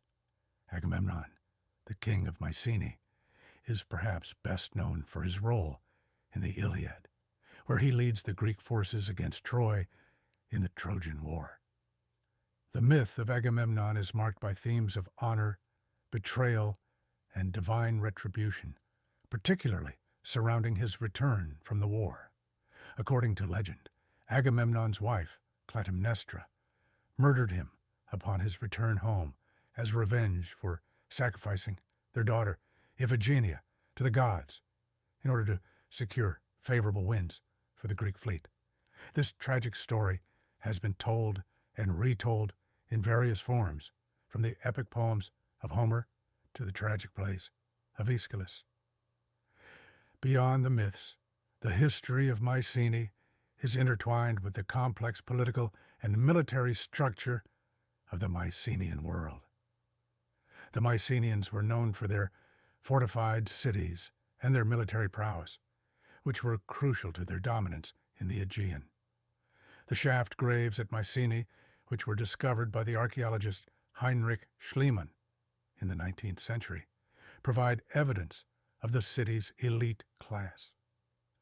These graves contain the remains of royals and high-ranking individuals, along with an astonishing array of grave goods, including weapons, pottery, and precious metals. The treasures found in these graves illustrate the wealth and status of the rulers of Mycenae. Despite its prosperity, Mycenae, like many ancient civilizations, eventually fell into decline. By around 1100 BCE, the Mycenaean Sivai, the ancient city of Knossos, located on the island of Crete, is one of the most important and intriguing archaeological sites in the Mediterranean. Known for its sprawling palace complex, intricate architecture, and vibrant frescoes, Knossos was the center of the Minoan civilization, which flourished from around 1900 BCE to 1450 BCE. This ancient city, often associated with the legend of King Minos and the Labyrinth, provides invaluable insights into the advanced culture, art, and technology of the Minoans. The Palace of Knossos, which dominates the archaeological site, was not just a royal residence, but also a political, religious, and cultural hub for the Minoans. The palace complex is vast, covering an area of over 20,000 square meters, and consists of numerous rooms, courtyards, storage areas, and ceremonial halls. It is believed that the palace was the seat of power for the Minoan rulers, with the mythical king Minos often associated with this grand structure. The palace's labyrinthine design, featuring a maze of interconnected rooms, corridors, and staircases, likely inspired the myth of the Minotaur, the half-man, half-bull creature said to dwell within the labyrinth. One of the most remarkable aspects of the Palace of Knossos is its advanced architecture and engineering. The Minoans were pioneers in the use of building materials and techniques that were far ahead of their time. The palace was constructed using large blocks of limestone, mud brick, and timber, with walls often decorated with intricate frescoes that depict scenes of daily life, religious rituals, and nature. The Minoans also incorporated features such as plumbing systems, drainage systems, and light wells, which were innovative for their time. These features suggest that the Minoans had a sophisticated understanding of sanitation, water management, and building design, which contributed to the comfort and functionality of the palace. The frescoes that adorn the walls of Knossos provide a vivid glimpse into the life and culture of the Minoans. These colorful wall paintings depict a variety of scenes, including processions, bull leaping, religious ceremonies, and scenes of nature. One of the most famous frescoes from Knossos is the Fresco of the Dolphins, which depicts a vibrant marine scene with dolphins swimming amid swirling patterns. This fresco is believed to reflect the Minoans' deep connection to the sea, which played a central role in their economy, trade, and culture. The Labyrinth of Knossos is perhaps the most famous aspect of the palace, largely due to the Greek myth of the Minotaur. According to the legend, King Minos commissioned the construction of a vast labyrinth to imprison the monstrous Minotaur, the offspring of his wife, Pasiphae, and a bull. The hero Theseus eventually slays the Minotaur with the help of Minos' daughter Ariadne, who provides him with a ball of thread to help him navigate the maze. While the existence of the Minotaur is purely mythical, the maze-like design of the palace, with its many winding corridors and rooms, may have inspired the story. Although there is no direct evidence linking the myth to the architecture of Knossos, the complex layout of the palace, with its many interconnecting rooms and hallways, certainly evokes the idea of a labyrinth. The palace itself has been described as a maze due to its size and complexity, and it is believed that the design was intentionally intricate to reflect the power and mystery of the Minoan rulers. The palace was likely a center of both political authority and religious activity, with its many shrines and sacred spaces further reinforcing its importance in Minoan society. Knossos was also home to a thriving artistic culture that produced remarkable works of art, including pottery, sculpture, and jewelry. The Minoans were known for their skill in creating beautiful and functional objects, many of which have been uncovered in the ruins of Knossos. The pottery, in particular, is highly valued for its intricate designs and vibrant colors, often depicting animals, plants, and geometric patterns. The Minoans' craftsmanship and artistic achievements reflect the advanced nature of their society and their appreciation for beauty and aesthetics. The collapse of Knossos and the end of the Minoan civilization remains a subject of debate among historians and archaeologists. It is widely believed that the Minoans were impacted by a series of natural disasters, including the catastrophic eruption of the Santorini volcano around 1450 BCE, which caused widespread destruction across the Aegean region.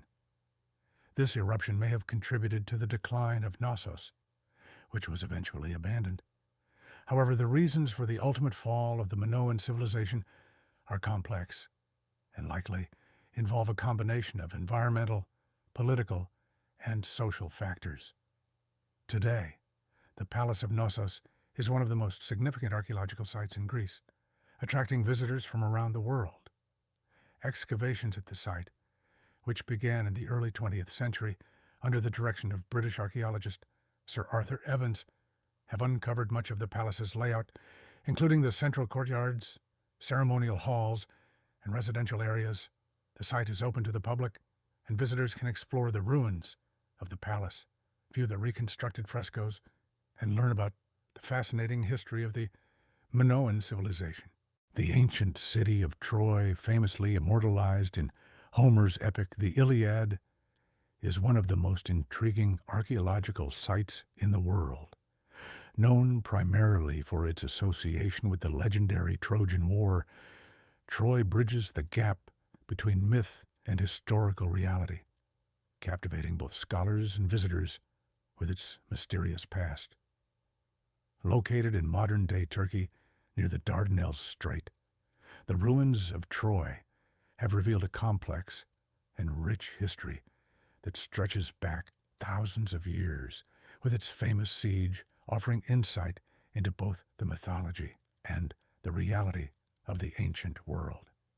Troy's legendary status largely stems from its role in the Iliad, where it is depicted as the site of a 10-year siege by the Greek forces. According to the myth, the war began after Paris, a prince of Troy, abducted Helen, the wife of the Greek king Menelaus. In retaliation, a Greek army led by Agamemnon, Menelaus' brother, laid siege to Troy in a conflict that lasted for a decade. The war culminates in the fall of Troy, famously aided by the use of the Trojan horse, a cunning ruse employed by the Greeks to infiltrate the city's walls. The story of the Trojan War, filled with gods, heroes, and tragic figures, has captured the imagination of readers and listeners for centuries. However, the existence of Troy and its connection to the events described in Homer's works was once considered purely mythical. The idea of a great city like Troy being besieged by the Greeks seemed more the stuff of legend than history. That changed in the 19th century when the German archaeologist Heinrich Schliemann began excavations at a site in modern-day Turkey which he believed to be the ancient city of Troy. Schliemann's discovery of a large ancient city at the site, which he named Hisarlik, provided physical evidence that Troy was not just a myth but a real place with a long and complex history. Schliemann's excavations uncovered layers of ruins that date back to several periods of occupation, spanning over 4,000 years. These layers reveal evidence of destruction, suggesting that the city had indeed suffered significant military attacks at various points in its history. The most famous of these layers is Troy 7A, which Schliemann and later archaeologists believed to represent the city described in the Iliad. Evidence of violent destruction, including burnt ruins and arrowheads, led many to believe that Troy was indeed the site of a historical war, although the exact date of its fall remains debated.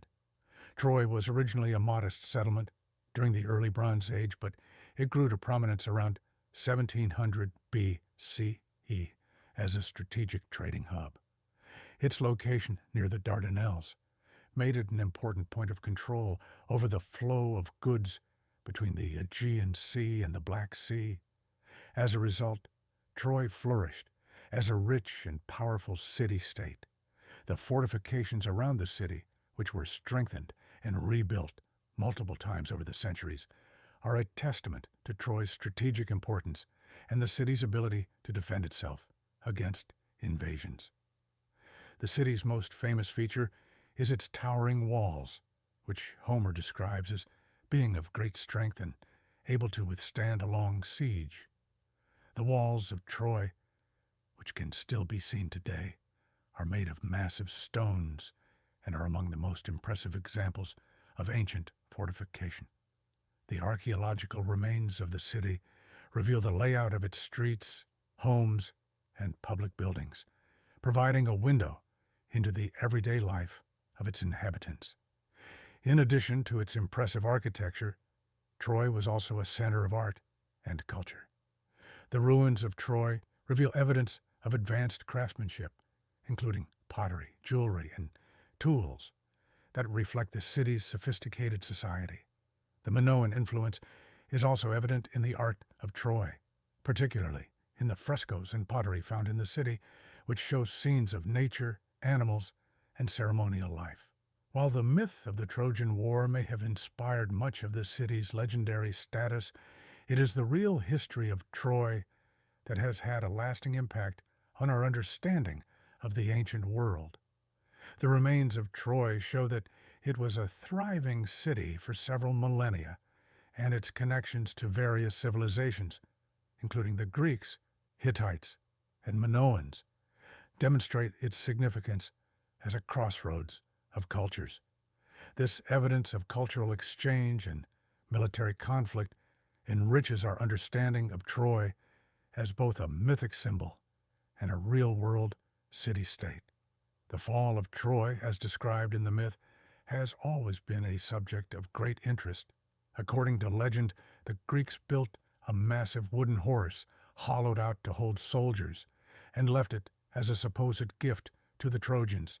Believing they had won the war, the Trojans brought the horse into their city, only for the Greek soldiers to emerge at night and open the gates to allow the rest of the Greek army to enter. The city was sacked, and Troy's destruction marked the end of an era. The archaeological site of Troy has continued to captivate modern-day scholars, and ongoing excavations continue to shed light on the city's history. Though much of the mythological narrative surrounding Troy remains unclear, the archaeological evidence confirms that Troy was an important center of culture, trade, and warfare. The connection between myth and reality in the case of Troy is a reminder of the power of storytelling, which can immortalize a real place and turn it into legend.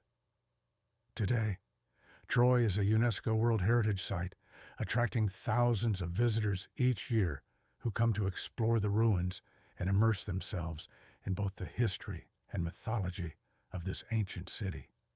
Whether you are drawn to the historical facts, the archaeological discoveries, or the mythical tales, the city of Troy remains one of the most compelling and mysterious sites in the ancient world, a place where myth and reality meet and continue to intrigue us.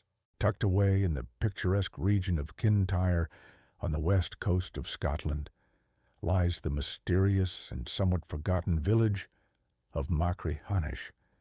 The name may be familiar to those with an interest in Scottish history or geography, but this small village holds a secret, its fascinating story, which blends legend with historical reality, is not as widely known as some other iconic places in Scotland.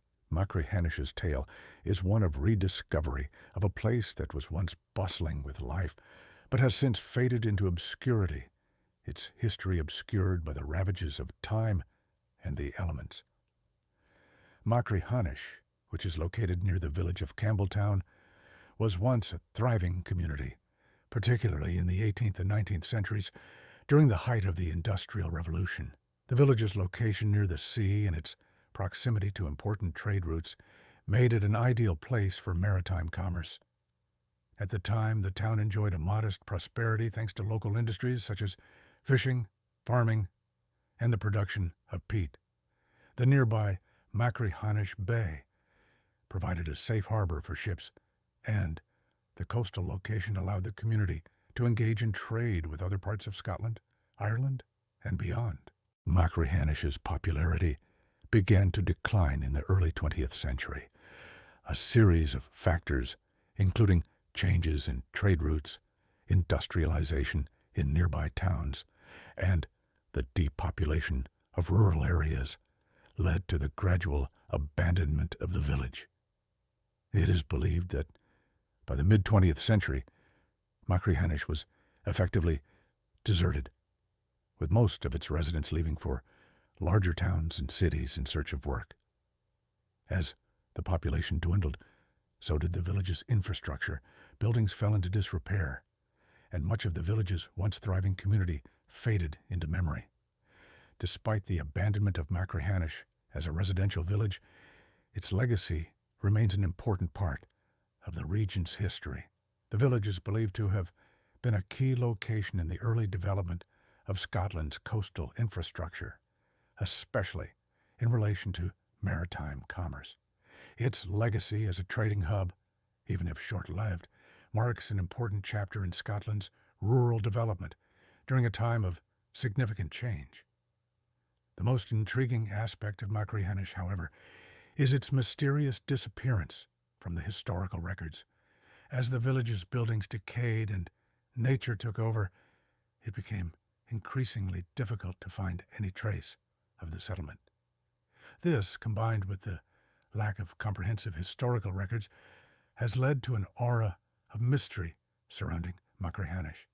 Many locals speak of the village as a lost place, one that is now difficult to locate, even for those who are familiar with the area. Some stories suggest that the village's decline was linked to a catastrophic event, such as a storm or natural disaster, but no definitive evidence has been found to support these claims.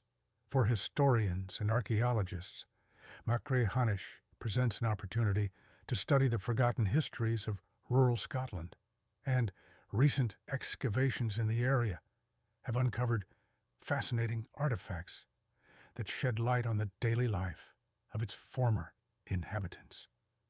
Some of the most significant discoveries include old fishing tools, pottery, and remnants of buildings that hint at the craftsmanship and industrious nature of the people who lived there. These artifacts have helped to paint a picture of the village as a vibrant community that was once at the heart of local trade and commerce. The Machrihanish Bay area, in particular, continues to attract visitors, not just for its historical significance, but also for its natural beauty. The bay is known for its stunning views sandy beaches, and a rich biodiversity, making it a popular spot for birdwatching and outdoor activities like hiking, surfing, and golf.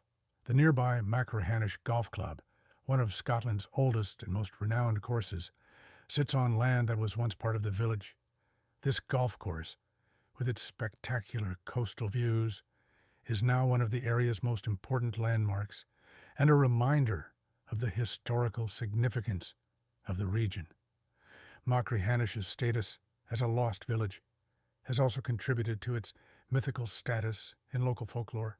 Some stories tell of strange occurrences in the area, such as reports of ghostly apparitions or the feeling of an unseen presence when walking along the shore. These tales, whether based on fact or imagination, add an element of intrigue to the village's already mysterious history. The idea of Machrihanish being lost to time gives it an air of the mythical, a place that exists not just in the physical world, but in the collective imagination of those who remember it or who have heard the legends associated with it. Despite the challenges of uncovering the full story of Machrihanish, the village's legacy endures. It stands as a testament to the resilience and resourcefulness of its people, who managed to create a thriving community in a remote part of Scotland. Though the village itself may be long gone, the memories of those who once called it home live on through the history, the tales, and the artifacts that have been uncovered in recent years. Today, the site of the lost village continues to attract historians, archaeologists, and tourists alike. As excavations continue, there may be even more to uncover about Machrihanish past, further shedding light on this once-forgotten corner of Scotland. The village's story is a reminder of how quickly time can erase the marks of human presence, and how history, both real and imagined, can be shaped by the places we leave behind.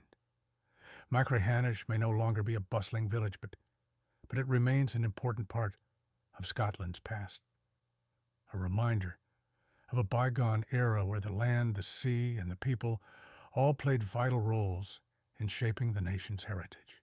The story of Ubar, often referred to as the Atlantis of the Sands, is a tale steeped in mystery, legend, and intrigue. This ancient city, lost to time and the shifting sands of the Arabian desert, has captured the imagination of explorers, archaeologists, and adventurers for centuries. Its exact location remains one of the most sought-after secrets in the world, with its disappearance shrouded in myth, and its discovery often compared to finding the fabled Atlantis of the West. Ubar's legend first entered the public consciousness through the writings of ancient Arabic scholars and poets. The city was described as a wealthy, prosperous, and powerful kingdom located deep in the deserts of Arabia. In the 9th century, the Arab historian and geographer Ibn Khordadbeh mentioned a city called Iram, which was said to have been a thriving hub of trade and culture.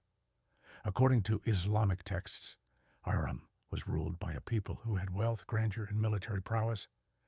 However, they were also described as being prideful, arrogant, and decadent, living in excess and defying divine commandments.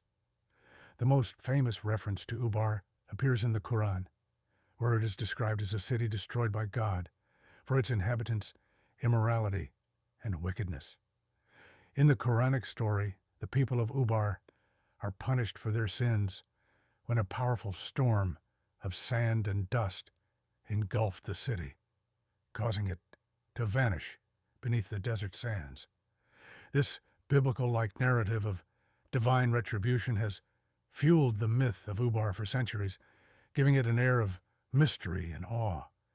Its destruction is often likened to the fate of the legendary Sodom and Gomorrah, cities lost to time after divine intervention. For centuries, the location of Ubar remained a subject of speculation.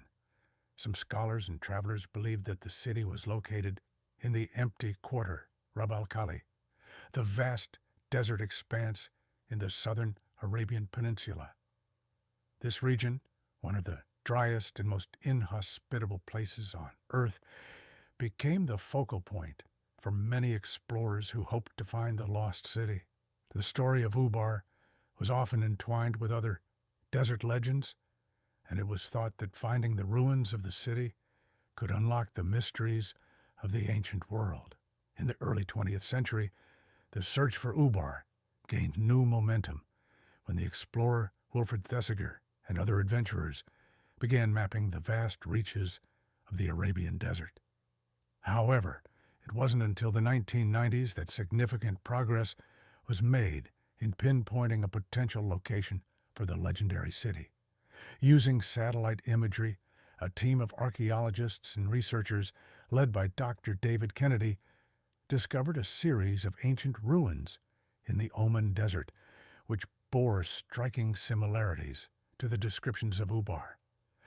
The ruins were found to contain evidence of an ancient settlement, complete with fortifications, roads, and elaborate irrigation systems, suggesting that this might indeed be the lost city mentioned in the myths. These findings were groundbreaking as they linked the ancient city of Ubar with an actual archaeological site. The ruins, known as Ubar's Ruins, or Hiram, of the Pillars, are located in the Dhofar region of Oman, near the border with Yemen. The city is believed to have been a center of trade, with its location strategically placed along ancient caravan routes. The abundance of precious goods, including frankincense, which was highly valued in the ancient world, suggests that Ubar was a wealthy and influential city. The pillars mentioned in the Quranic texts are thought to refer to the grand columns or towers that may have once adorned the city's structures. Ubar's most distinctive feature, however, may have been its advanced engineering and architecture. Evidence of a complex water management system, including wells, cisterns, and canals, has been found at the site, indicating that the inhabitants had mastered the art of desert survival. The city's strategic location in the desert may have also made it a crucial stop for traders crossing the vast Arabian Peninsula, further adding to its wealth and cultural significance. Despite these tantalizing clues, the mystery of Ubar's fate remains unresolved. The most widely accepted theory is that the city was abandoned or destroyed due to a combination of factors, including desertification, climate change, and possibly a natural disaster. The region surrounding Ubar is prone to violent sandstorms, and it is conceivable that such a storm could have caused the city to be buried beneath layers of sand, disappearing from the historical record. Alternatively, some believe that the city's destruction may have been a result of divine wrath, as described in the Quranic legend, a punishment for the city's corruption and immorality. The discovery of Ubar's ruins has only fueled the mystery, and while it is widely regarded as the likely location of the lost city, there are still many unanswered questions. Archaeological excavations at the site continue, with researchers uncovering new artifacts and information that shed light on the ancient civilization that once thrived there. Among the most intriguing findings are ancient inscriptions, pottery, and remnants of walls that provide insight into the daily life and culture of the people who lived in the city. Yet, despite these discoveries, the true extent of Ubar's significance in the ancient world remains elusive. Today, Ubar is not just a symbol of lost grandeur, but also a testament to the resilience and ingenuity of the ancient peoples of the Arabian Peninsula. Whether or not Ubar was truly the mythical Atlantis of the sands, its rediscovery has provided valuable insights into the history of the region and its once thriving civilizations.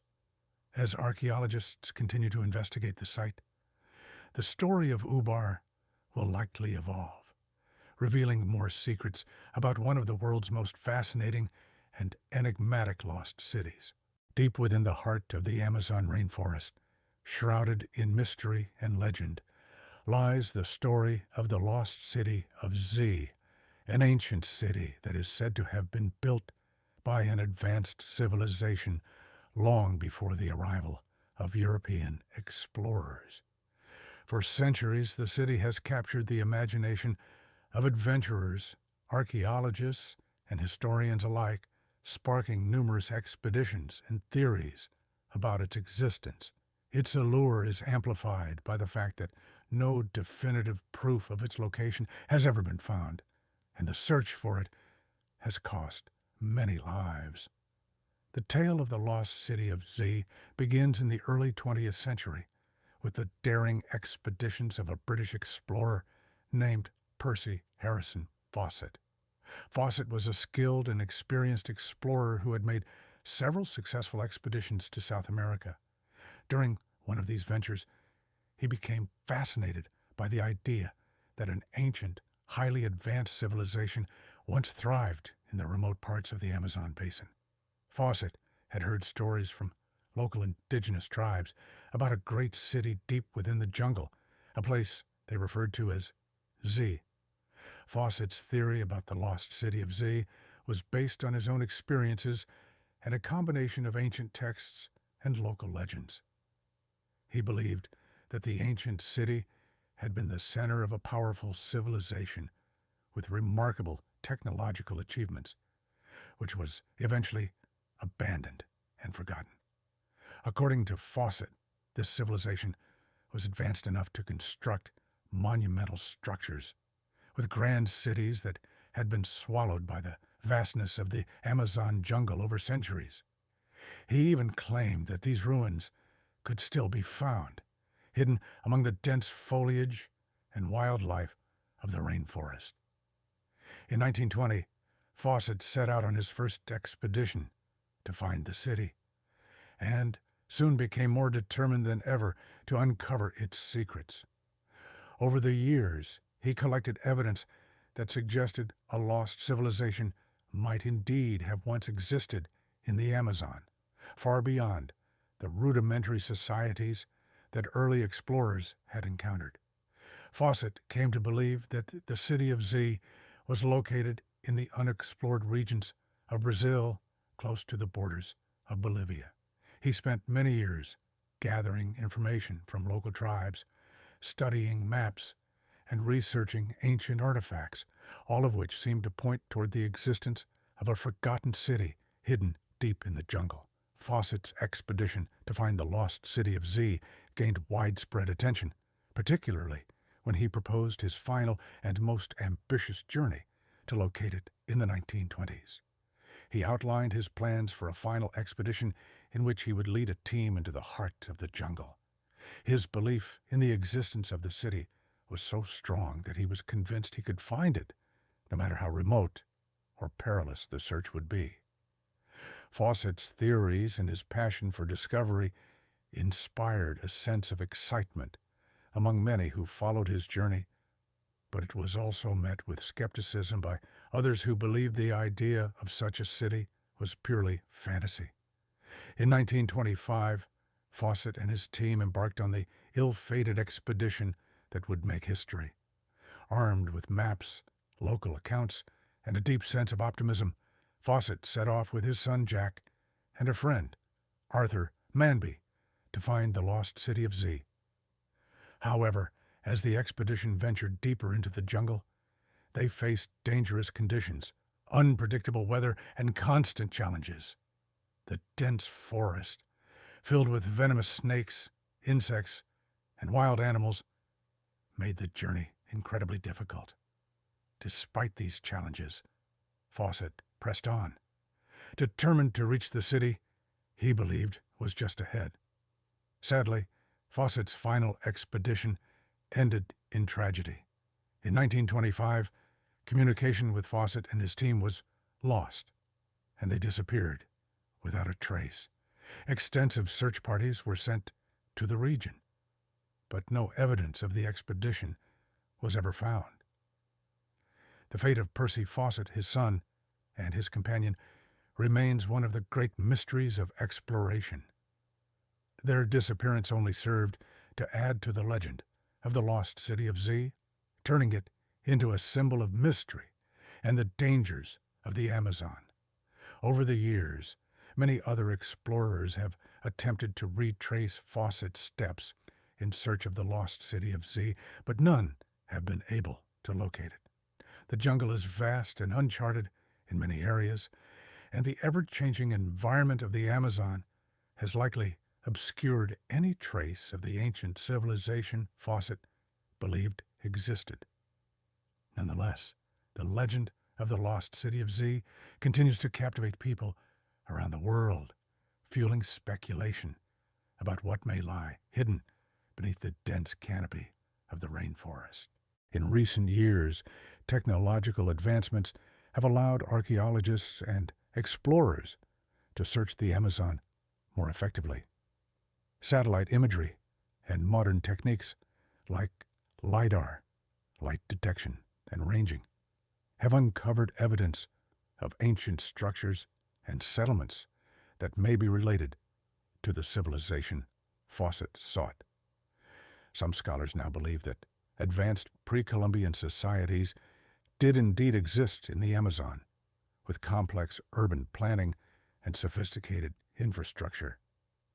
While no definitive evidence of the lost city of Z has been found, these discoveries suggest that the jungle may hold more secrets than previously imagined. Today, Fawcett's legend endures, inspiring new generations of explorers and researchers to follow in his footsteps. His quest for the lost city of Z has become a symbol of human perseverance, ambition, and the unrelenting desire to uncover the secrets of the past. The search for Z continues to captivate the imagination, reminding us that there are still places on Earth where the line between myth and reality remains tantalizingly blurred. The lost city of Z is more than just a historical mystery. It represents the eternal quest for knowledge, the allure of adventure, and the enduring power of human curiosity. Whether the city is ever found or not, its legacy will live on in the stories of those who dared to venture into the unknown and who believed that beneath the canopy of the Amazon, something extraordinary might still be waiting to be discovered. The ancient kingdom of Aksum, located in what is now northern Ethiopia, holds a place of profound significance in the history of the African continent. Flourishing between approximately 100 AD and 940 AD, Aksum was one of the great civilizations of the ancient world, known for its monumental achievements in architecture, trade, and culture. Among its most iconic legacies is the Obelisk, a towering structure that symbolizes the kingdom's power and ingenuity. Aksum was not only a regional superpower, but it was also the birthplace of the first obelisk, an enduring symbol of the kingdom's ambition and skill. The Aksumite kingdom was a thriving empire that dominated much of the Red Sea coast, extending its influence into modern-day Ethiopia, Eritrea, Yemen, and Sudan. This strategic location enabled Aksum to become a major hub for trade, particularly in goods such as gold, ivory, frankincense, and myrrh. The kingdom's commercial activities spanned vast distances, connecting the Mediterranean world with Africa and Arabia. Aksum's economic prosperity and geopolitical importance made it a leading power in the ancient world. Aksum's architectural achievements were remarkable for their time, but the construction of the obelisk stands out as one of the most impressive. These towering stone monuments, often standing over 20 meters tall, were originally used as markers of royal tombs. The obelisks were carved from a single piece of stone, and their construction demonstrated not only the skill of Aksum's builders, but also their access to the resources and labor needed for such an ambitious project. The obelisks were adorned with intricate inscriptions, which provided valuable information about the kingdom's rulers, their accomplishments, and their dynastic lineage. The first obelisk, often referred to as the Stele of Aksum, was erected around the 4th century AD. This monumental structure is located in the Aksum archaeological site in northern Ethiopia, where many of the kingdom's most significant ruins can still be found. The Stele of Aksum, along with several others scattered throughout the site, was part of a larger complex of royal tombs. These obelisks are thought to have served both religious and funerary purposes, marking the final resting places of Aksumite kings and queens. The obelisks of Aksum were not only architectural feats, but also represented the power and religious significance of the Aksumite dynasty. The Aksumites were one of the earliest civilizations to adopt Christianity as the state religion, which occurred in the early 4th century under King Ezana. The conversion of Aksum to Christianity is a key moment in the history of the kingdom, and the obelisks likely reflected the merging of religious and royal authority. While the obelisks are often seen as symbols of Aksum's power, they may also have had a spiritual significance, acting as a bridge between the human and divine realms. The creation of these obelisks required advanced knowledge of engineering and labor management. The Aksumites used rudimentary tools and techniques to carve and transport the massive stones, which were often too large to move by conventional means. Some of the most famous obelisks, such as the Great Stele, still stand at the site of Aksum, having defied the elements for over 1,000 years. The Great Stele, which stands at an impressive 33 meters, 108 feet, is the largest and most elaborate of the Aksumite obelisks. Its towering presence continues to awe visitors and serves as a reminder of the kingdom's architectural prowess. The significance of the obelisks is not limited to their role in Aksumite culture. They also play a key role in the broader context of African history and the development of monumental architecture. The obelisks of Aksum predate many of the famous structures in Egypt and the rest of the Mediterranean world, establishing Aksum as an early pioneer in the use of obelisks as symbols of royal power. These monumental structures were precursors to the later obelisks of Egypt, which would become famous around the world. The fall of the Aksumite kingdom in the 10th century was a tragic end to one of the most impressive civilizations in the ancient world. The kingdom's decline is believed to have been caused by a combination of factors, including shifting trade routes, environmental changes, and internal strife. Despite its fall, the legacy of Aksum lives on, particularly through its monuments, such as the obelisks, which remain some of the most iconic symbols of the kingdom's grandeur. Today, the obelisks of Aksum continue to stand as a testament to the ingenuity and ambition of the Aksumite civilization. They are recognized as an important part of Ethiopia's cultural heritage and have been designated as UNESCO World Heritage Sites.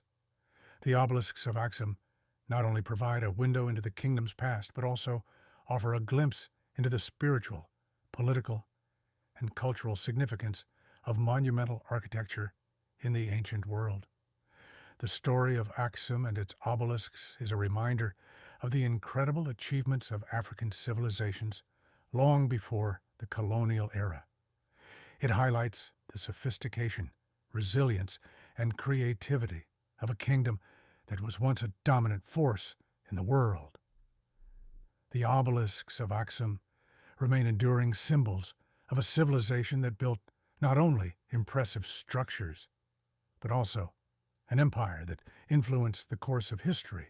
Tucked away in the dense tropical rainforest of southern Mexico, the ancient city of Palenque stands as one of the most remarkable achievements of the Maya civilization. Located in the present-day Chiapas region, Palenque flourished between the 7th and 8th centuries A.D., reaching its peak during the reign of its most famous ruler, Tikal the Great, known for its stunning architecture, intricate carvings, and the impressive tomb of Tikal. Palenque remains a testament to the ingenuity and creativity of the ancient Maya people. This majestic city, hidden amidst towering trees and thick jungle, continues to captivate historians, archaeologists, and visitors alike. Palenque was a significant city within the Maya Classic period and served as the political and cultural hub of the Maya lowlands. At its height, the city was home to an estimated population of around 6,000 to 8,000 people.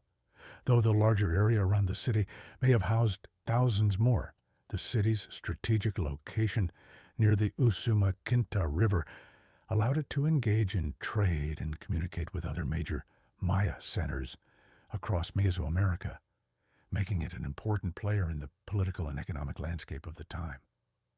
One of the most striking features of Palenque is its incredible architecture, which is a blend of Maya and local influences. The city is known for its elegant palaces, temples, and plazas, many of which are still remarkably well preserved. The most iconic structure within Palenque is the palace, a sprawling complex that served as the royal residence. The palace is known for its multiple levels, grand staircases, and a tower, an architectural feature unique to Palenque, offering a panoramic view of the city and surrounding jungle. This building stands as an enduring symbol of Maya engineering, with its refined design and functionality. However, it is Temple of the Inscriptions that truly brings Palenque to life in the eyes of many.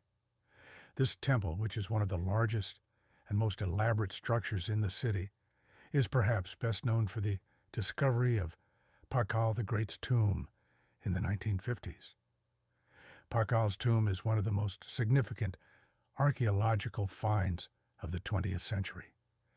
Inside the temple, researchers found a large sarcophagus containing a magnificent jade mask and numerous other burial items, many of which were considered to have spiritual and symbolic meaning. The tomb's intricate carvings and the stone lid of the sarcophagus, which depicts Tikal's descent into the underworld, provide a glimpse into Maya cosmology and religious beliefs. The stele carvings found throughout Palenque are equally important, providing a wealth of information about the city's rulers and their dynasties. The Maya people were known for their ability to record historical events, and Palenque's stele stones, adorned with glyphs and images, tell the story of the city's rulers, including Tikal the Great and his son, Kinich Janab, Tikal II. These monumental stones were not just works of art, but also served as political propaganda, showcasing the divine right of the rulers and their connection to the gods. Palenque's grandeur was not just a result of its architecture and rulers, but also the sophisticated knowledge and advanced techniques employed by its people. The Maya were master astronomers, mathematicians, and engineers, and Palenque's constructions reflect this expertise. For instance, the Maya calendar, which was based on precise astronomical observations, is thought to have played a significant role in the city's design and layout. The orientation of the buildings and temples aligns with celestial events, such as the solstices, reflecting the Maya's deep connection to the cosmos. Despite its remarkable achievements, Palenque's decline came relatively early, around the 9th century, likely due to a combination of internal political strife, environmental changes, and the shifting dynamics of Maya society. By the time the Spanish arrived in the Americas in the 16th century, Palenque had already been abandoned, and much of its grandeur had been lost to the jungle. The city lay hidden beneath a thick canopy of vegetation for centuries, its secrets waiting to be rediscovered by explorers and archaeologists. In the early 19th century, Juan Galindo, a European explorer, stumbled upon the ruins of Palenque. But it wasn't until the 1950s that the site began to be systematically excavated. Today, Palenque is one of the most important archaeological sites in Mexico, drawing thousands of visitors annually.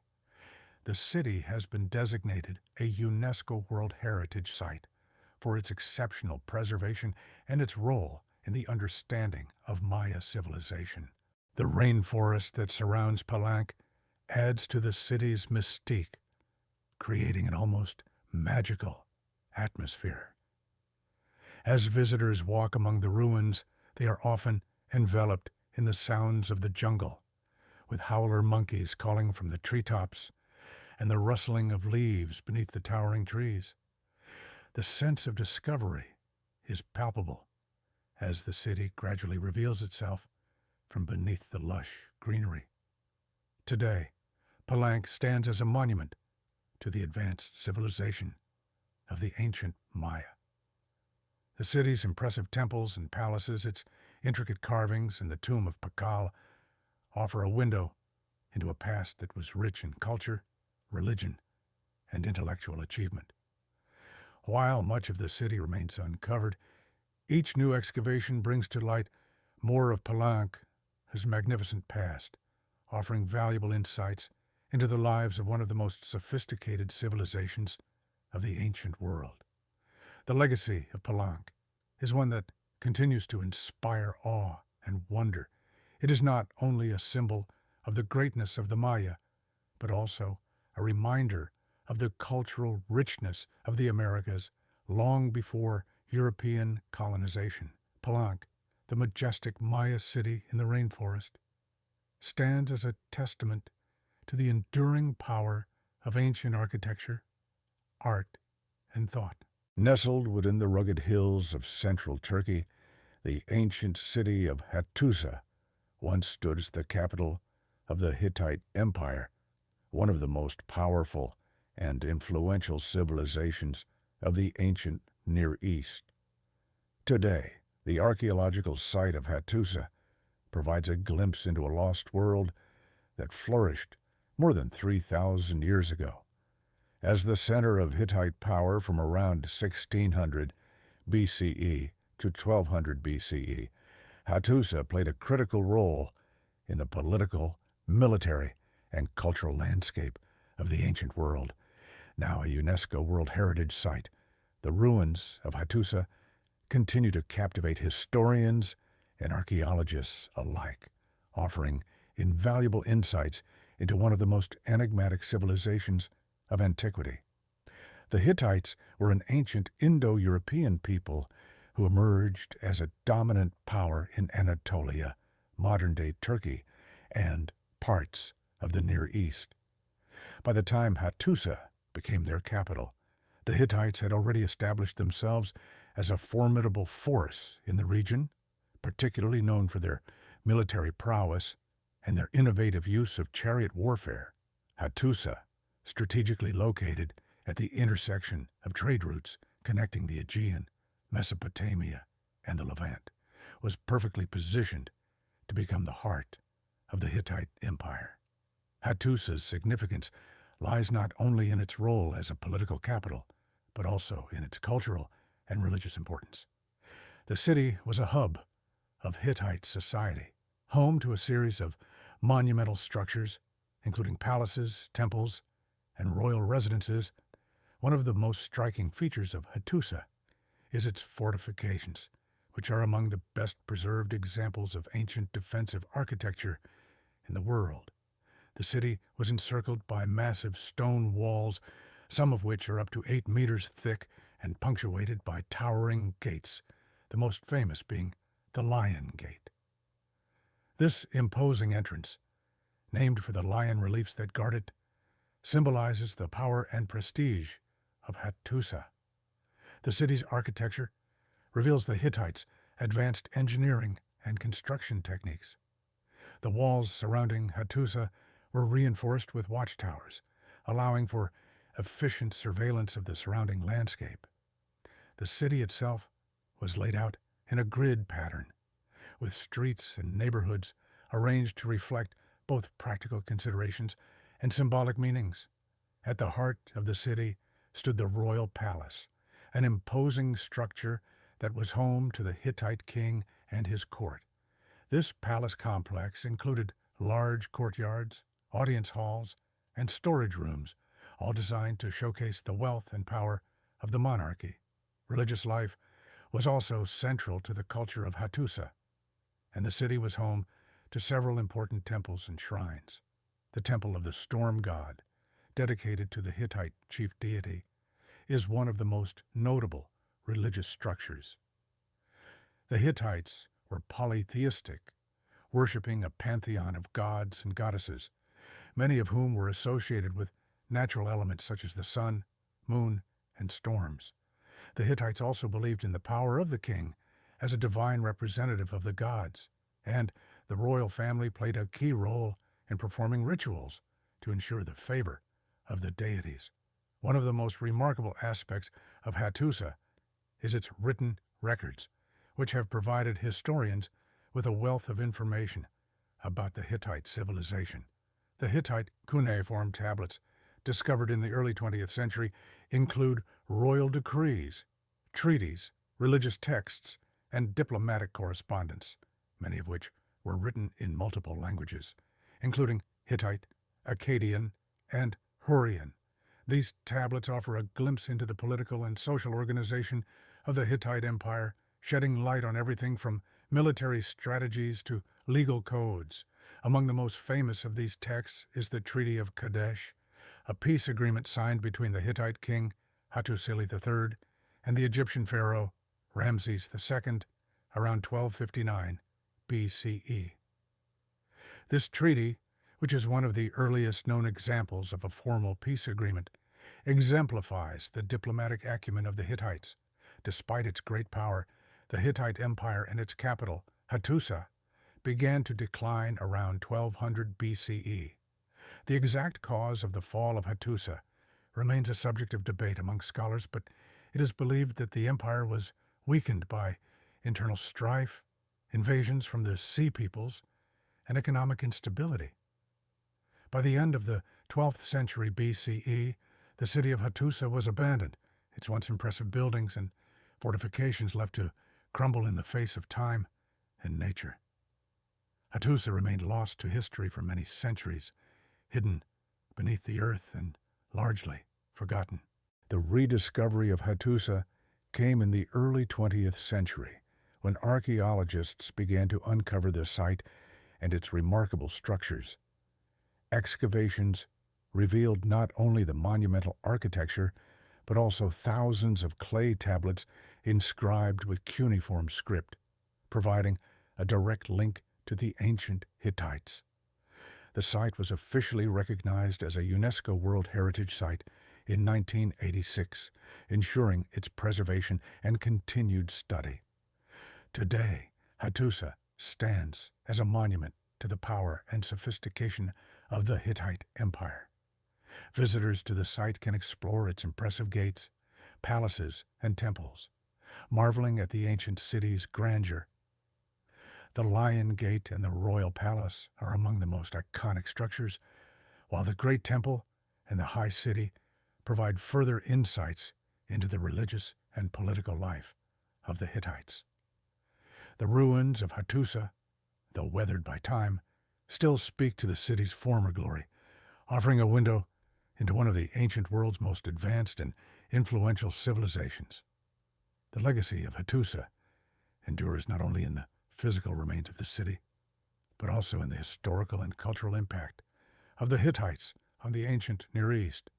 Their mastery of diplomacy, military tactics, and engineering set the Hittites apart from their contemporaries, and the ruins of Hattusa continue to stand as a testament to their achievements.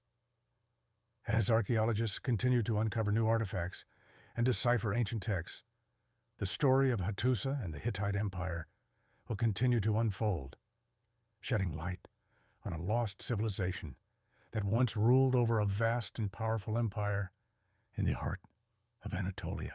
Nineveh, one of the most famous cities of the ancient world, served as the capital of the Assyrian Empire at its height, around the 7th century BCE, located near the modern city of Mosul. In northern Iraq, Nineveh was the heart of a vast and powerful empire that stretched across much of the ancient Near East. As the center of Assyrian power, Nineveh was a thriving metropolis that housed an advanced civilization, rich in culture, military might, and architectural achievement.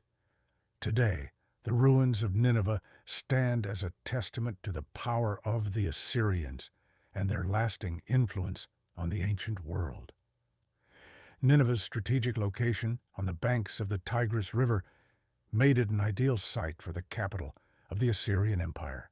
The city was established as a major settlement long before it became the empire's capital, but it was under the rule of Sennacherib, R.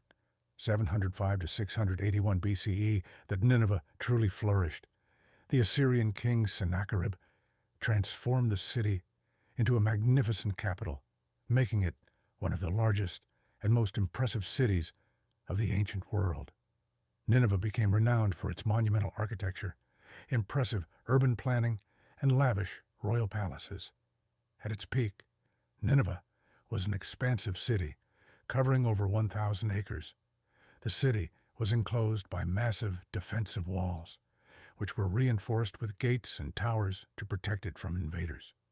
The most famous of these was the Impenetrable Gate, which was part of the northern city wall.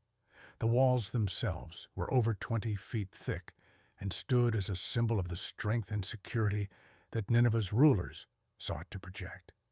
Inside these walls lay a complex urban landscape, featuring wide streets, lush gardens, and an advanced infrastructure that included water systems and canals. The most notable structure in Nineveh was the Palace of Sennacherib, a grand and opulent building that served as the royal residence. This palace was decorated with elaborate reliefs and sculptures, many of which depicted the military triumphs of Sennacherib and his campaigns against neighboring nations. The reliefs showed scenes of warfare, sieges, and conquests, reflecting the brutal might of the Assyrian Empire. Some of these reliefs, which were carved directly into the palace walls, are still on display today in museums around the world, offering a glimpse into the artistic and propagandistic purposes of Assyrian art. Sennacherib's reign also saw the construction of the famous Hanging Gardens of Nineveh, which were said to be among the most beautiful and extraordinary gardens of the ancient world. While the gardens themselves have not survived to the present day, historical accounts suggest that they were an engineering marvel featuring lush greenery and exotic plants, fed by an advanced irrigation system that transported water from the Tigris River. This garden complex was likely a symbol of Sennacherib's wealth and his desire to make Nineveh not only a military capital, but also a cultural and aesthetic center. In addition to its architectural achievements, Nineveh was home to an extensive library, known as the Library of Ashurbanipal, one of the most important libraries of the ancient world. The library contained thousands of clay tablets inscribed with texts in Akkadian, Sumerian, and Babylonian, covering subjects such as literature, astronomy, medicine, and history. Among the most famous works housed in the library was the Epic of Gilgamesh, one of the oldest known literary works in human history. The library was not only a center for learning, but also a symbol of the Assyrian king's dedication to preserving and collecting knowledge. Despite its grandeur, Nineveh's downfall came swiftly. The Assyrian Empire began to decline after the death of Ashurbanipal in 627 BCE, and by 612 BCE, Nineveh itself fell to a coalition of forces from the Babylonians, Medes, and Scythians. The fall of Nineveh was a devastating blow to the Assyrian Empire, which had once been one of the most powerful empires in the ancient world.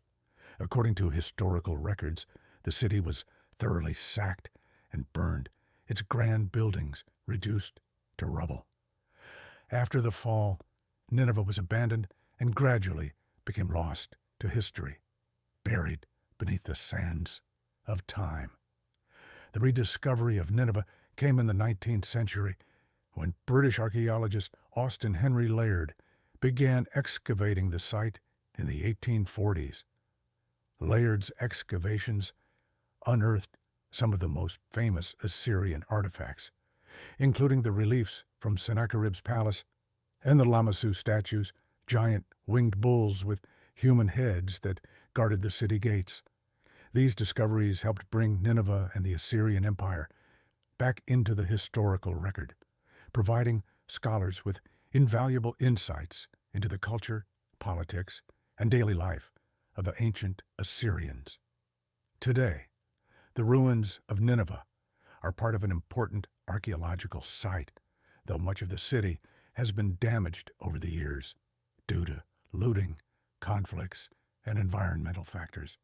The ancient walls, gates, and palaces still stand, albeit in a much more eroded state than in their heyday. However, the Nimrud and Nineveh archaeological sites remain among the most significant remnants of the ancient Assyrian Empire. Nineveh's legacy continues to influence our understanding of the ancient world. As the capital of the Assyrian Empire, the city was a beacon of military power, cultural achievement, and architectural brilliance. It was a city that reflected the glory and ambition of the Assyrian rulers, who sought to create a lasting imprint on history through conquest, art, and scholarship. Even in its ruined state, Nineveh continues to inspire awe and wonder, serving as a reminder of the grandeur of a once great empire and its lost capital. The Sphinx of Giza, one of the most iconic and enigmatic monuments in the world, stands proudly in the desert, guarding the Great Pyramids and offering a glimpse into the greatness of ancient Egypt. While the Sphinx itself is famous for its immense size and mysterious expression, a lesser-known mystery lies hidden beneath the sands. The lost temples of Giza, often referred to as the Sphinx City. These temples, believed to have once been the heart of a grand ceremonial complex, remain shrouded in mystery, leaving archaeologists and historians to speculate about their significance in ancient Egyptian religion, politics, and daily life. The Sphinx, with the body of a lion and the head of a pharaoh, is thought to have been built during the reign of Pharaoh Khafre, circa 2550 BCE. While the monument's purpose has been widely debated, many scholars believe it was a symbol of the king's divine power, serving as a guardian of the sacred land. However, in addition to the Great Sphinx, recent archaeological discoveries in the area have pointed to the existence of other, smaller temples and structures buried in the desert near the Giza Plateau. These structures are believed to have once been part of a larger ceremonial city, possibly called the Sphinx City, designed to honor the gods and provide a sacred space for the rituals surrounding the construction of the pyramids. The idea of a lost city near the Sphinx has been supported by recent excavations and technological advancements in archaeological techniques, including ground-penetrating radar and laser scanning. These technologies have revealed signs of long-forgotten structures hidden just below the surface of the desert. Archaeologists have identified a number of temples and halls that were likely used for religious ceremonies, offerings, and possibly even royal burials. These findings have begun to paint a clearer picture of the ancient city that once thrived near the Sphinx, but much remains unknown. One of the most significant discoveries related to the Sphinx city is the temple complex that may have been used for the rituals of the pharaoh. Archaeologists believe that these temples were dedicated to Horus, the falcon-headed god, whose cult was central to the Egyptian monarchy. It's believed that these temples may have been used to facilitate the pharaoh's ascension to divine status, with the Sphinx acting as a symbolic guardian of this process. The temples likely housed priests and officials who performed the sacred rituals, using elaborate statues, altars, and inscriptions to honor the gods and bless the pharaoh's reign. In addition to the temples, the Sphinx city is thought to have contained several other monumental structures, including causeways, roads, and smaller shrines, which would have connected the city to the pyramids. These roads were likely used during the grand processions that accompanied the construction and dedication of the Great Pyramid of Giza. The processions, filled with music, prayer, and offerings, would have been a way for the pharaoh to demonstrate his divine favor and solidify his connection to the gods.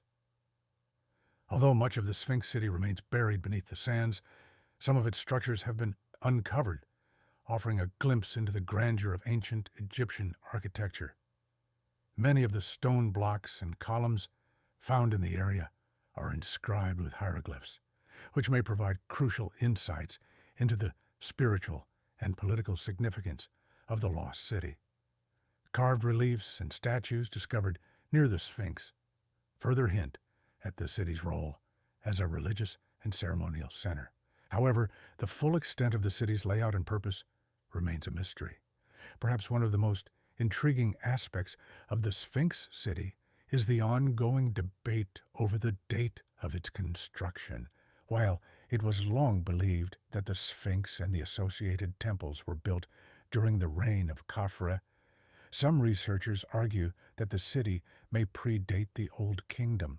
Some scholars have suggested that the Sphinx itself could have been built earlier, possibly during the reign of Pharaoh Djoser, the ruler of the Third Dynasty, while others believe it may have been constructed much later. The mysterious erosion patterns on the Sphinx, which some believe are a result of water erosion, have led to theories suggesting that the monument could be much older than previously thought. The mystery surrounding the Sphinx city deepens when considering the disappearance of these temples and structures. While the monuments of Giza have endured for thousands of years, the temples surrounding the Sphinx were likely destroyed, either intentionally or due to natural events, long before they could be fully documented. Some believe that the temples were deliberately buried during a later period in Egypt's history, perhaps in an attempt to erase or obscure the memory of the Old Kingdom's religious practices. Others speculate that earthquakes, flooding, or sandstorms might have contributed to the collapse of these structures over time. Despite these challenges, modern archaeological efforts continue to reveal new discoveries in the Sphinx city. Excavations and restoration projects are ongoing, with teams from around the world working to preserve and document the remains of this ancient site. Researchers hope that continued exploration will eventually answer the many questions surrounding the Sphinx, the lost temples, and their connection to the ancient Egyptian pharaohs. Today, the Sphinx city stands as a powerful reminder of the complexity and mystique of ancient Egypt. As the sands of time continue to shift, new discoveries and technologies may finally uncover the full story of this lost city, its temples, and its role in the construction of the Great Pyramid. Until then, the Sphinx will continue to guard its secrets, offering a tantalizing glimpse into the ancient world and the enduring legacy of the Egyptian civilization. The ancient city of Ur, located in modern-day Iraq, near the banks of the Euphrates River, holds a significant place in the history of human civilization. Once a thriving metropolis and the capital of the Sumerian civilization, Ur stands as a testament to the ingenuity and cultural achievements of one of the earliest urban societies. Yet, despite its importance, Ur became largely forgotten over time, buried under the sands of history. It wasn't until the early 20th century that the city was rediscovered, revealing its once glorious past and offering invaluable insights into the development of civilization itself. Ur's roots stretch back to the late 4th millennium BCE, making it one of the earliest cities in the world. It is believed that Ur began as a small village before evolving into a major city-state by around 3000 BCE. At its peak, Ur was a powerful center of commerce, religion, and politics in Sumer, a region often regarded as the birthplace of civilization. The city flourished due to its strategic location, situated on the banks of the Euphrates River, which allowed it to control trade routes between the Persian Gulf and the inner regions of Mesopotamia. This access to water and fertile land facilitated agricultural production, while its proximity to key trade routes enabled Ur to become a hub of international commerce. One of the most remarkable aspects of Ur was its written language. The Sumerians are credited with developing one of the earliest known writing systems, known as cuneiform. This system, inscribed on clay tablets, allowed the people of Ur to record everything from trade transactions to legal codes and religious rituals. The discovery of thousands of cuneiform tablets in the ruins of Ur has provided modern scholars with invaluable information about the daily lives, beliefs, and practices of the Sumerians. Among the most famous texts found at Ur is the Code of Ur-Nammu, one of the oldest known legal codes, which predated the more famous Code of Hammurabi by several centuries. The city of Ur also played a significant role in the development of religion. The Sumerians were polytheistic, worshipping a pantheon of gods and goddesses who were believed to control various aspects of nature and human life. The moon god Nana was the city's chief deity, and the ziggurat of Ur was dedicated to his worship. The Sumerians built grand temples to honor their gods, and priests held significant power in the city. Religion was deeply intertwined with politics, as rulers were often considered divine or semi-divine figures who were tasked with maintaining the favor of the gods. Despite its prosperity, Ur's influence began to wane around the 20th century BCE. Several factors contributed to its decline, including shifting trade routes, internal conflicts, and invasions by neighboring peoples. The city eventually fell into obscurity, and by the time of the Neo-Babylonian Empire, circa 6th century BCE, Ur had been largely abandoned. Over time, the once thriving city was buried under layers of sand and silt, and its location was forgotten by all but a few. The rediscovery of Ur came in the early 20th century, when British archaeologist C. Leonard Woolley began excavations at the site in the 1920s. His work revealed an astonishing array of artifacts, including royal tombs, cuneiform tablets, and stunning jewelry. Perhaps the most famous discovery was the royal tombs of Ur, where Woolley uncovered the remains of several high-ranking individuals, along with their elaborate burial goods. These tombs provided a glimpse into the wealth and grandeur of Ur, as well as the religious and cultural practices of the time. Today, the ruins of Ur stand as one of the most important archaeological sites in the world. The ziggurat of Ur still rises majestically from the desert, a symbol of the city's religious significance.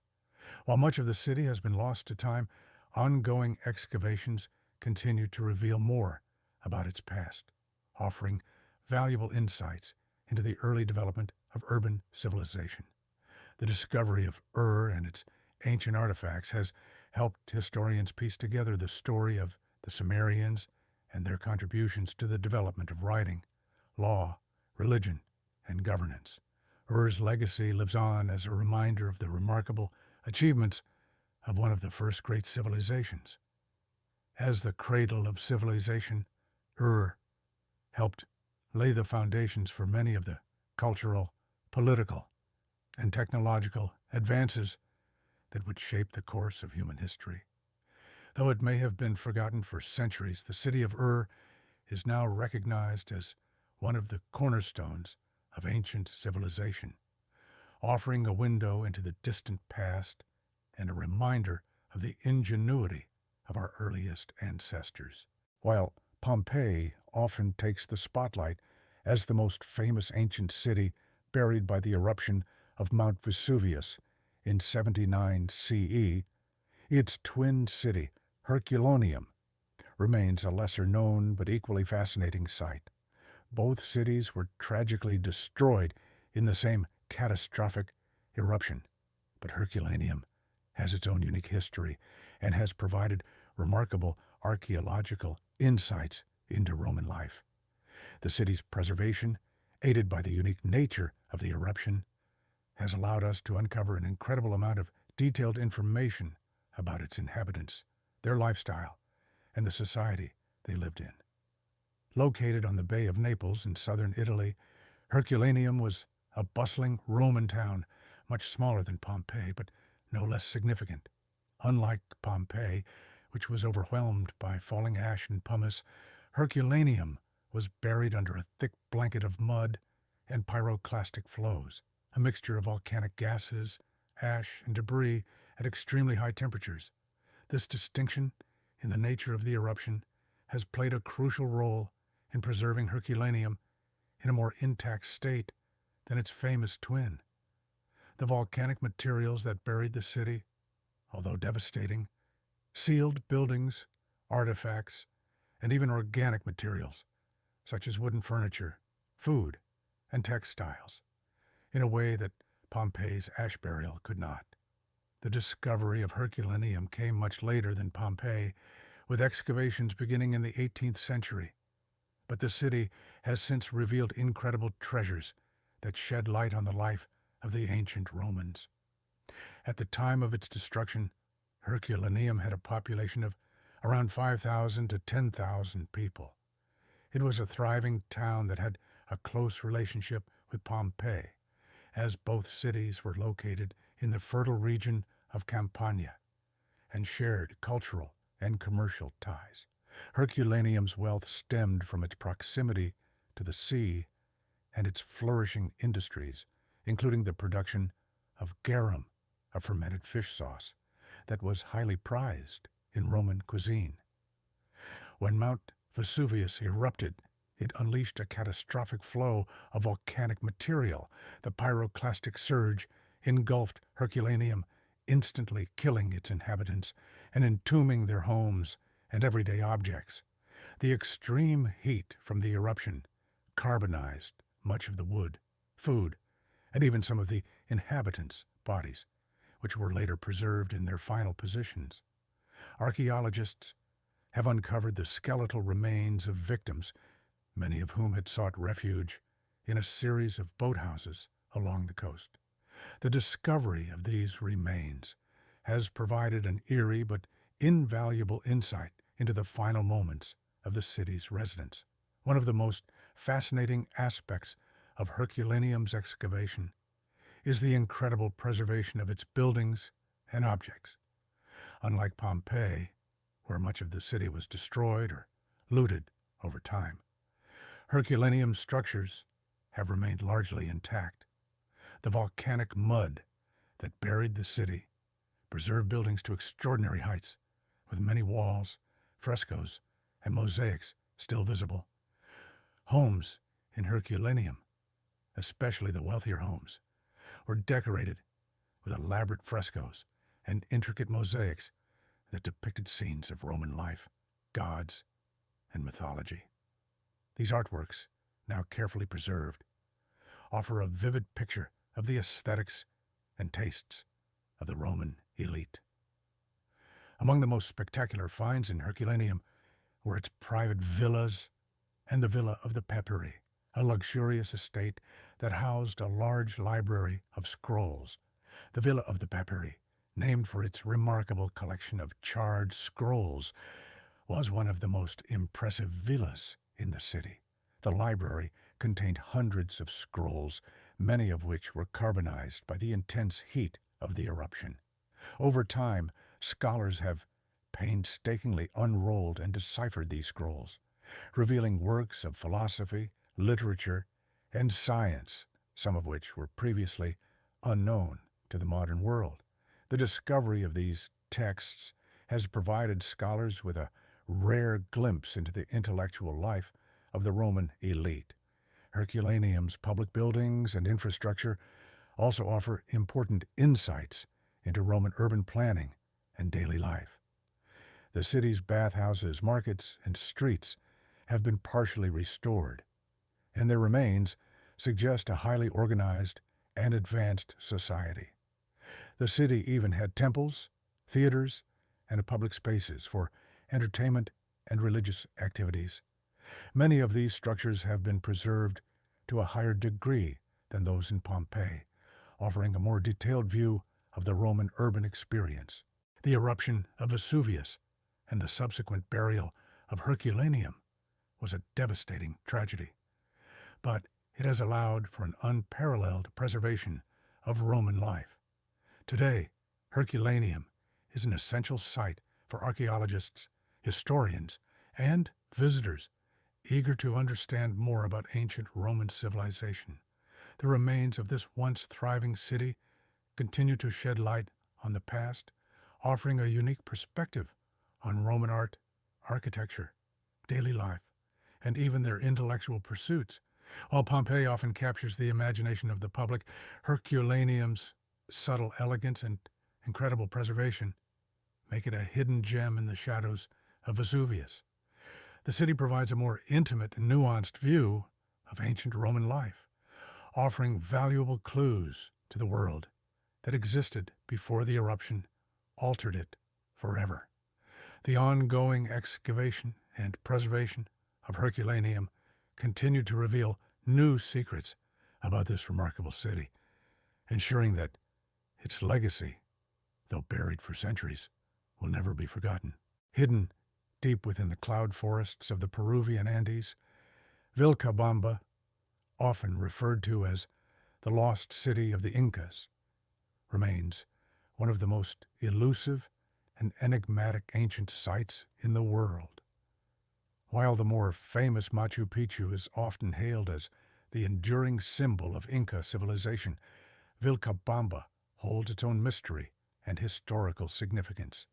Known as the last stronghold of the Inca Empire, Vilcabamba was a refuge for the Incas during their final years of resistance against the Spanish conquistadors.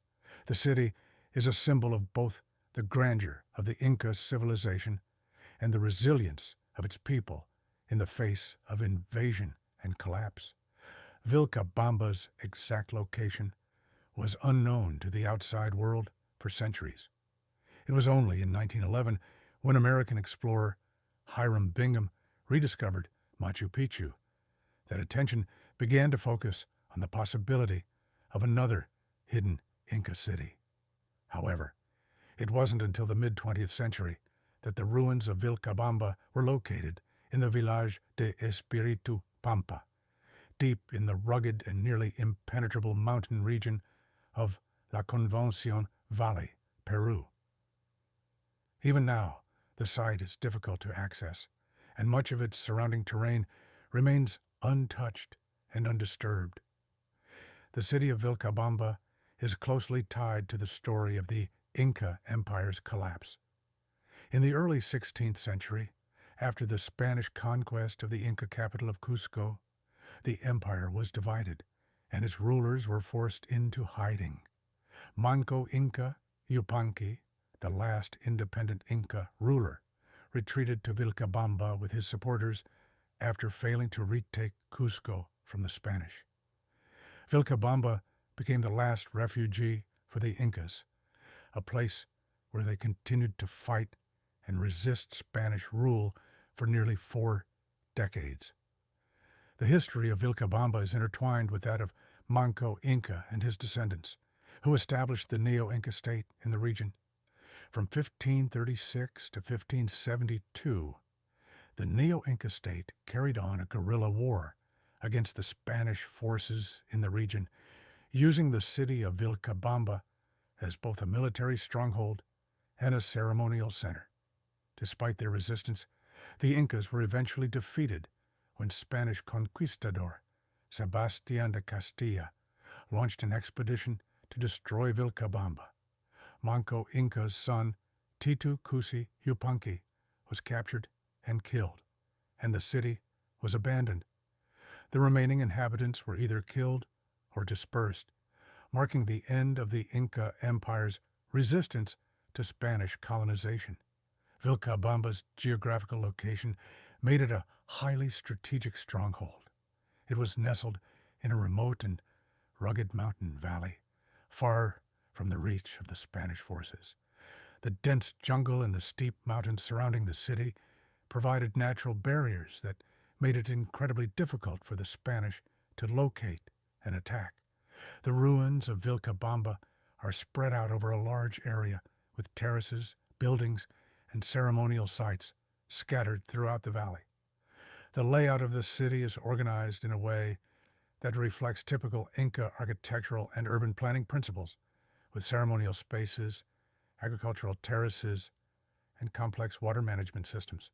One of the most impressive features of Vilcabamba is its architecture.